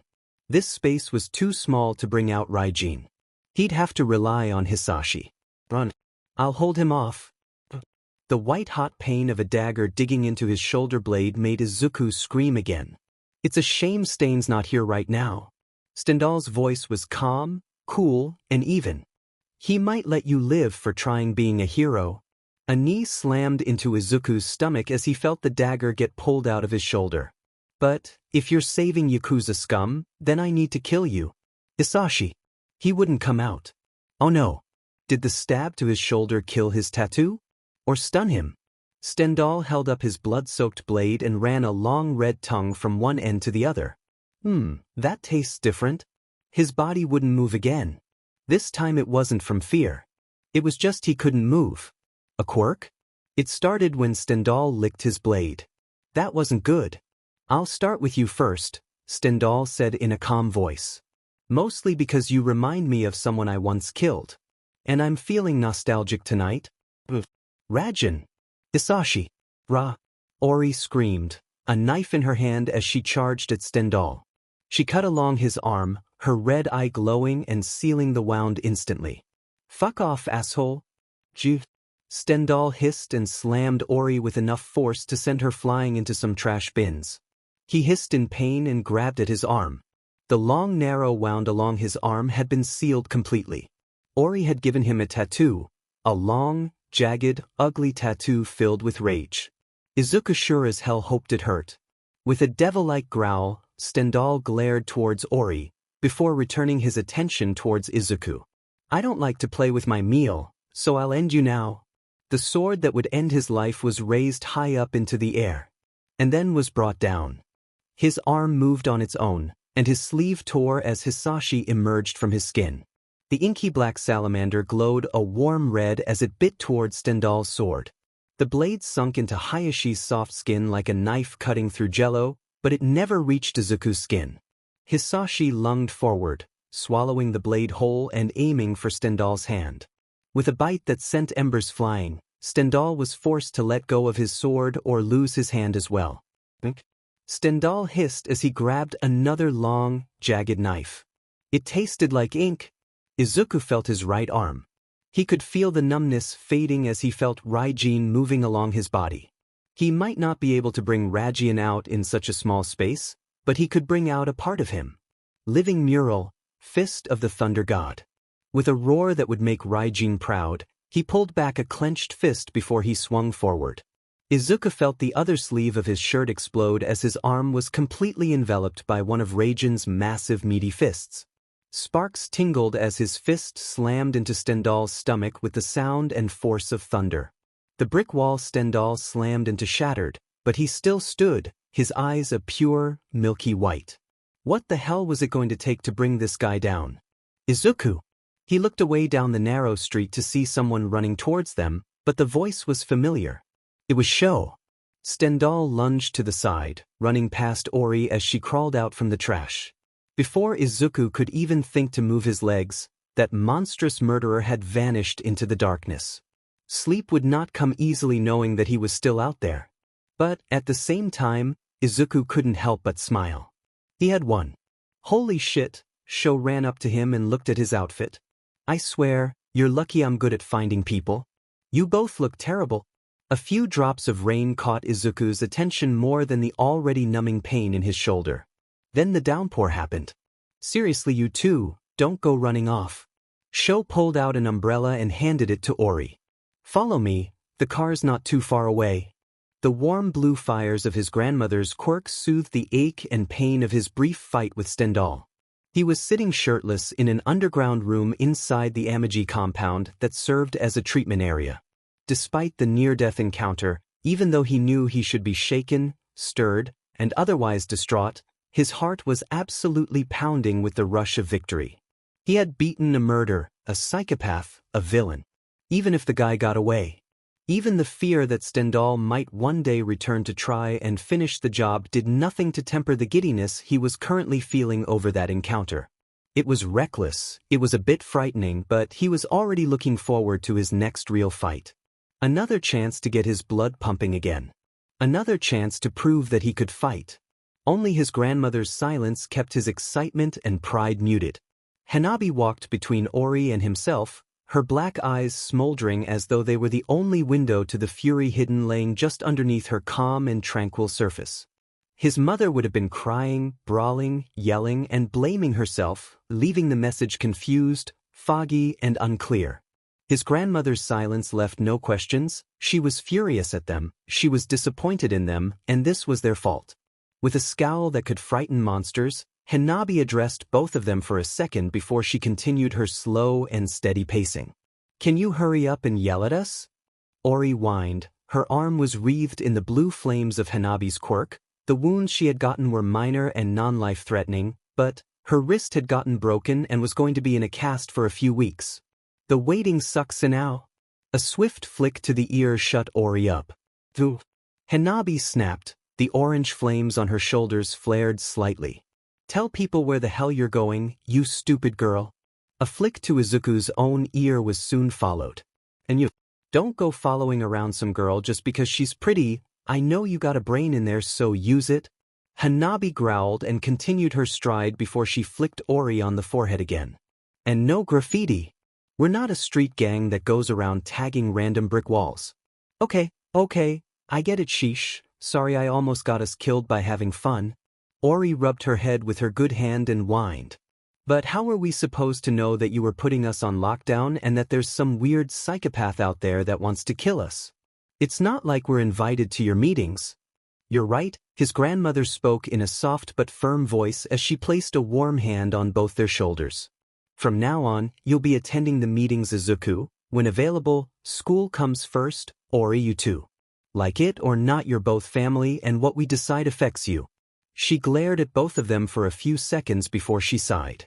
Especially after tonight, like it or not, Stendhal will be after you because you are part of the Amagi. And don't think just because you beat him once he'll be a pushover. Her gaze softened and she looked Izuku right in the eyes. Your grandfather once thought the same thing. His grandfather? That guy had killed his grandfather? And before you go off on a damn crusade over some old fart you never met? The blue flames flowed back up into his grandmother's hand where she held it there as it slowly turned to a warm orange. Remember, I get dibs. And I'll kick your ass if you do anything reckless. Silence. The fire exploded around her hand. Well, yes, ma'am. Izuku let out a light squeak and sunk down into the medical bed. Good. The fire vanished and the room seemed so much dimmer now that it was gone. I'm happy you're both alive. My healing fire isn't the best, but it should cover your cuts and bruises well enough. Bones and pride. Hanabi made a face and shrugged. Not so much. Oh. Orie snapped her unbound fingers and pointed towards Hanabi with a wide smile on her face. I marked him.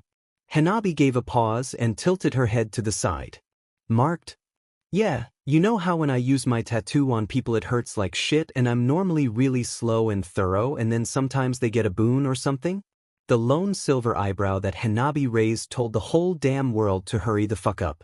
Well, I did that to him. On his arm, a really long cut. I think it's really going to hurt him, so you might be able to find him with that. Orie gave a great big smile and flopped back down onto the comfortable hospital bed. There wasn't a single mark from his grandmother's healing blue flames. You can thank me. I'll thank you by not kicking you out. Hanabi snapped her fingers back. Still, good thinking, I'll put the word out. Which arm was it? Orie pursed her lips and squinted up at the ceiling. Left.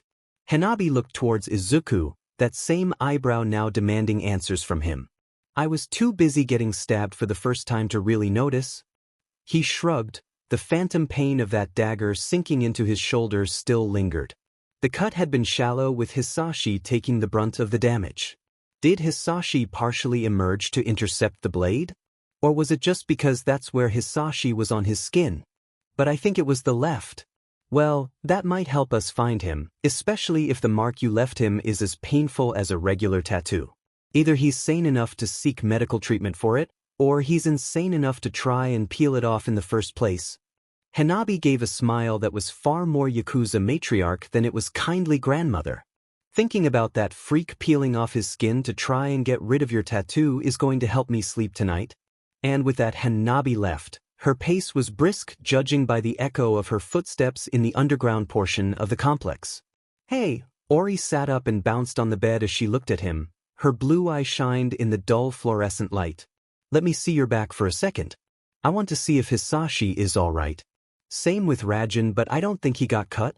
Oh, Izuku nodded, removed the plain shirt he had been given once the bleeding had stopped. The motion of taking his shirt off for Orie was one that he had grown far too used to performing in such a short period. He honestly didn't know if his tattoo could be damaged in any meaningful way. If they get damaged, do you think you can fix them? Sure, it's just like making an edit or re-inking. It'd probably hurt a lot still. Or half mumbled as she moved closer. her fingers touching his shoulder as she normally did whenever she was about to cut him up. Well, I don't see a scar on your skin, so I guess Granny took care of that. But I'm not seeing any wound on Hisashi. Which is good, it sucks trying to cut with my left hand. Yeah, I guess that means no more ink sessions for a while, huh? Jeech, don't remind me, I'm already getting the itch to ink you up something fierce, but I don't want to do a shoddy job. Maybe something tribal, but probably no big projects for a bit. Well, look at it this way. He smiled and looked up towards the ceiling. You can save up all the inspiration for later. Why do non-artsy people always think that? There is no inspiration bank. I mean, I can have all the ideas in the world and motivation can be substituted with discipline, but inspiration is like a really pissy cat. I try to keep it for too long and it claws the fuck out of my eyes. If I ignore it won't come back for a while. Izuka didn't really get it. So he just nodded. Her fingers felt cold against his skin and it was taking all of his mental fortitude not to think erotic thoughts about this scenario. Orie hummed, her breath touching his bare skin. Her fingers left tingling trails of hot and cold as she moved over to look at Raijin. She grabbed his right arm roughly and stared at it with a wide eye and rubbed his forearm aggressively for a moment. What the hell is that? Huh? Izuku looked at his arm, nestled into a white lotus that served as the base of a waterfall. Orie had etched into his arm was a jagged sword. Stendhal's sword. The sword that Hisashi had swallowed whole to protect Izuku. They both stared at the sword for a long time, watching as the lotus spun slowly. What the fuck? How did that get in there? That sword was a real-world object. Just what was his quirk exactly? I have no idea, but one day I want to get high as hell and just fucking watching your quirk. Orie placed her finger against the lotus and watched as it curled around the sword, blocking it from view.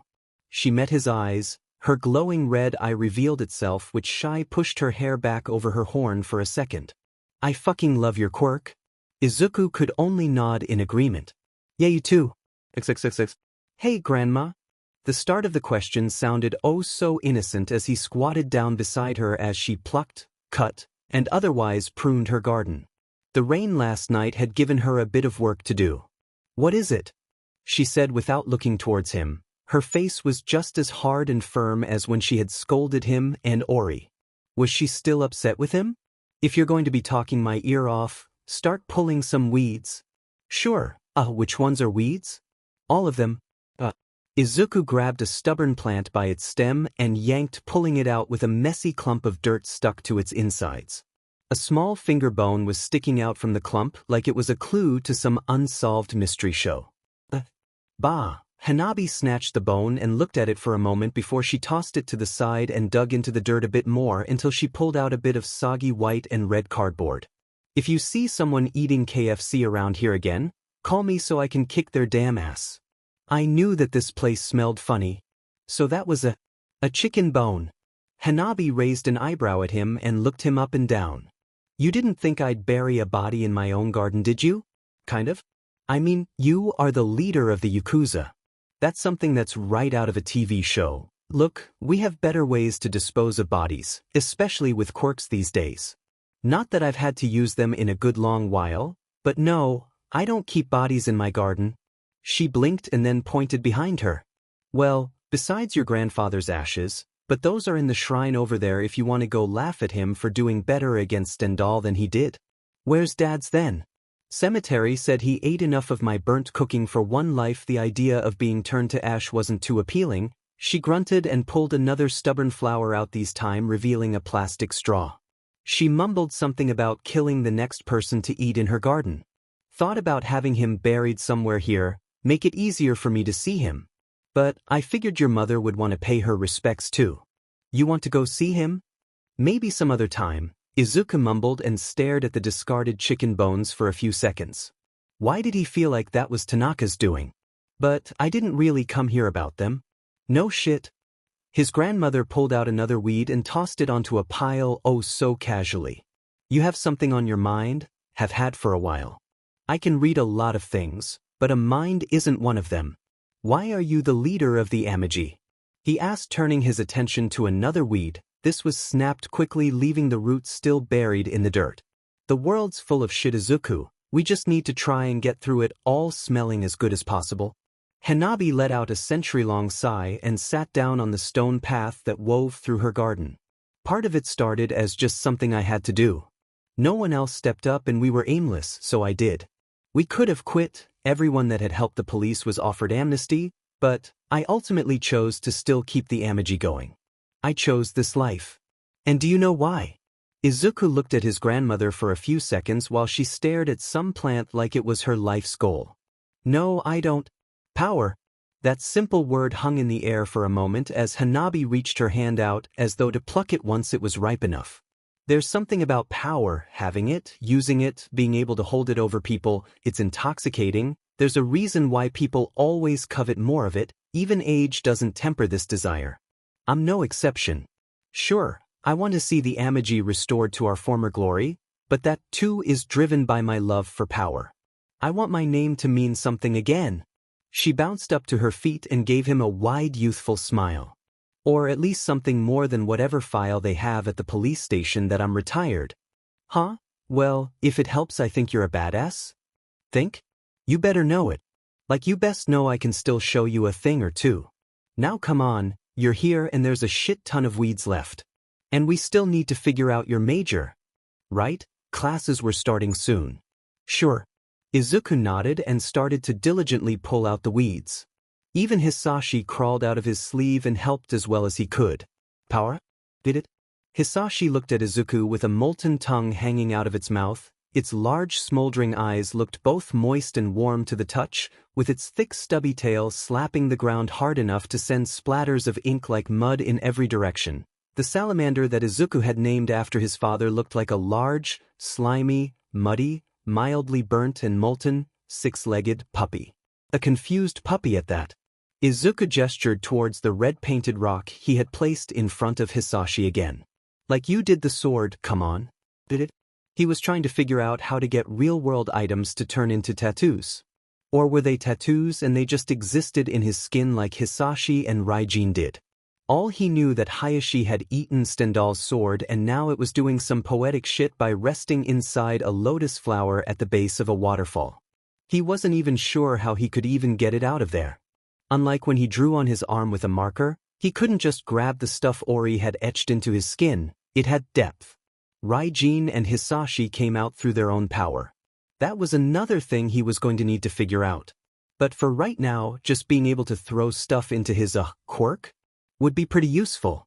Hisashi tilted his head and looked at the rock with a single eye for a moment before he snapped onto his prey, scooping up the rock into its mouth and then crunching down, sending chunks of rock all around the yard in a violent display of Hayashi's jaw power. In a few quick crunches, the fist-sized rock was reduced to nothing but a pile of pebbles. And much like any formerly confused puppy, Hisashi looked up at Izuku with all the pride in the world. Izuku let out a sigh and looked over towards Raijin, who was currently in optimal great ape mode, laying down in the sun, head propped up on a single arm and softly scratching his bum while a similar pile of pebbles laid next to him. Raijin didn't even try.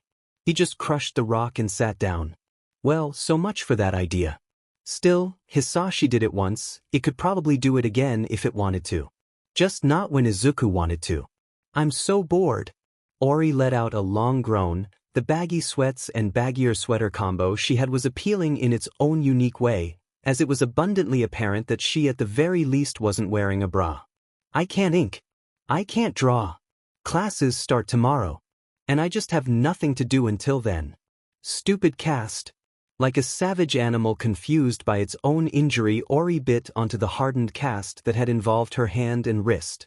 Apparently, it had been healing well enough, despite how often Orie acted like it was going to kill her. She should have it off in a week or two. Still, he could hardly blame her for complaining. They had both technically been grounded and restricted to the compound until school started unless Tanaka or Ito was with them. Izuku. Orie pointed at him with her cast. Entertain me. How? Good question. Orie flopped back down onto the porch with a huff. After a moment of contemplation, she stuck her arms straight up into the air.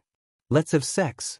It might have been the fact that he was still a virgin or the fact that he had only ever had a crush on girls before, but Izuku could only think of a single thing to say to that proposal. Huh. Didn't help that he was moderately to severely attracted to Orie, at least enough to the point that he had thought about her that way at least once a day. Sex. Like you, picking me up and fucking me against a wall, or like me riding you as you barely hang on, gripping my hips for dear life as you try to grab my tits? She continued this explanation flat on her back, flailing her arm about wildly like she was trying to show what she was talking about. She gave a whole body shrug and sat up. Or just Netflix and chill? His dick was saying yes. But the age-old homage of, don't stick your dick in crazy, rung like a crystal in the back of his head. But, do you want to? It's something to do. She flipped her hand in front of her face. I'm just bored, honestly thought you'd jump at the chance considering how much you sneak glances at me. I don't. She flipped her sweater up, revealing his assumptions about her lack of bra to be correct. And the fact that Orie's breasts were just kind of spectacular. He saw a tattoo for a moment, thick bold lines that formed a tribal-looking wing that flanked her sides and ended before it touched her breasts. She gave a large laugh and placed her sweater back down. See, you totally can't help but look. Damn, she had a nice everything. Despite the fact that his face was several shades of red, Izuku stood his ground. That wasn't me sneaking a glance thought, that was you flashing me. Whatever doesn't change the fact that you think I'm sexy. She wasn't wrong. So come on, let's fuck. Just like that? Just like that? But, oh come on Izuku, what the hell is casual sex to a Yakuza? Orie pushed the hair from her red eye and gave him a wide smile that was both serene and wild. That took Izuku back. But I'm not a... Oh please, you totally are. Your grandma is literally a boss. You have tattoos, you live at a Yakuza compound, and you get to join in on their meetings. Even if it is just a bunch of old farts talking about random shit. Orie rolled her eyes and flopped back down onto the deck, her sandal barely hanging on by a toe. She kind of had a point. Even if he hadn't committed any real crime, technically he was allowed to use his quirk in self-defense. He was still far more surrounded by Yakuza than any hero or civilian should be. And he couldn't call most of the people he had met villains. Sure, Wacken was a jackass and Tanaka could make children cry, but the only crimes he had seen were a few minor drug deals, the fight pit, and the casino. But fine, Orie let out a sigh.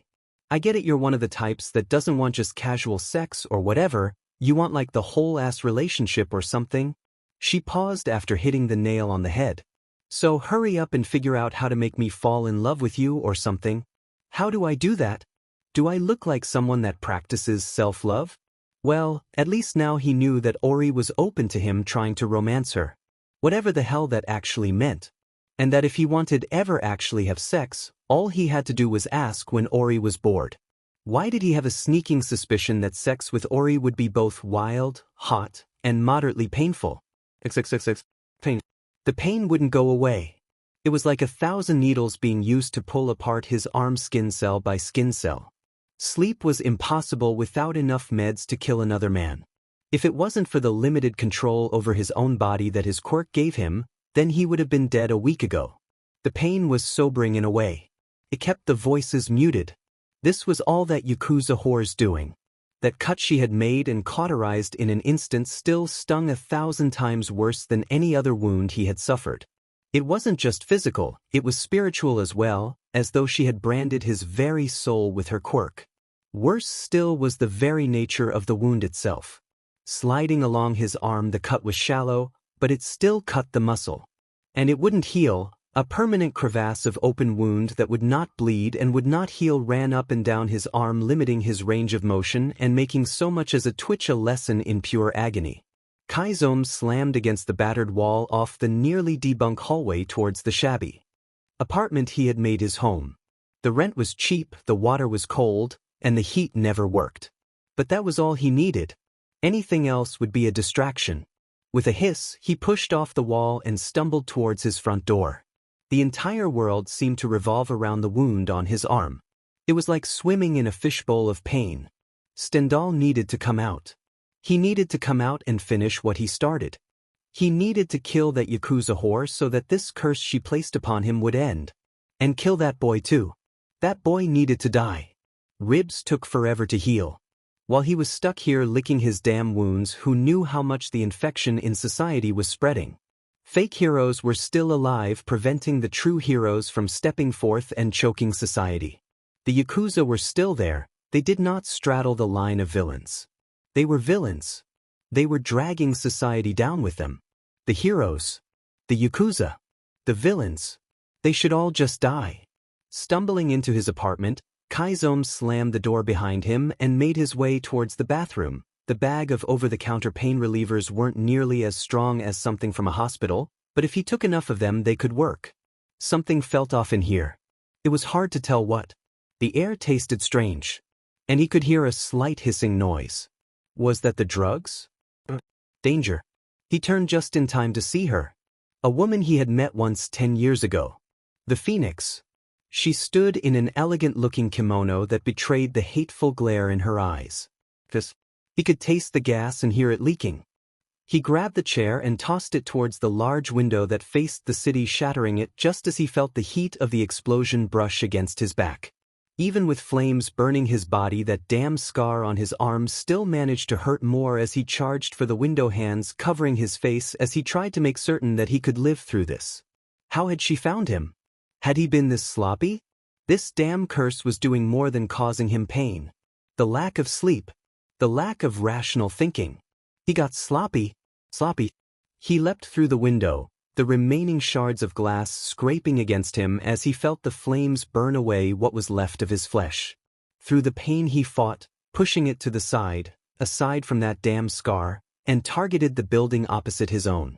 The roof was low enough he could jump to it and survive if he ever needed to escape. From there he could hide again. There was a path in the sewers that he could hide in.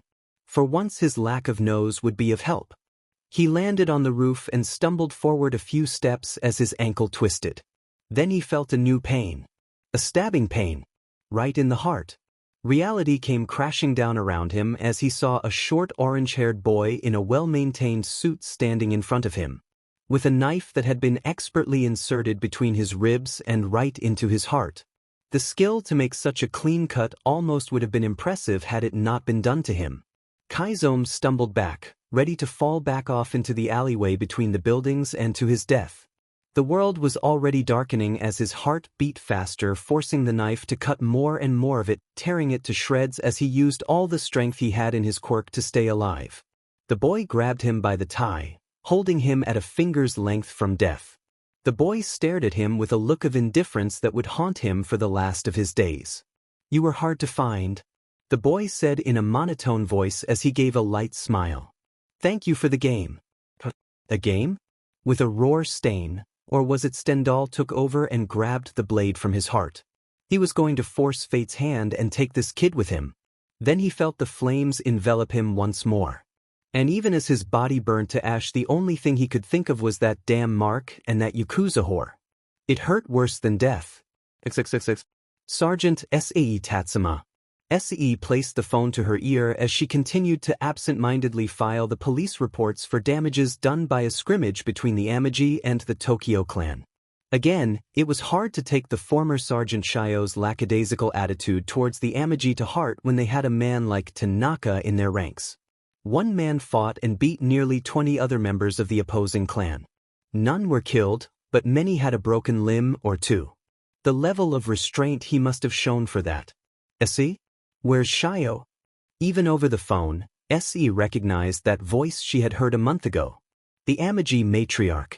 "He retired already. I'm in charge of..." "Fine."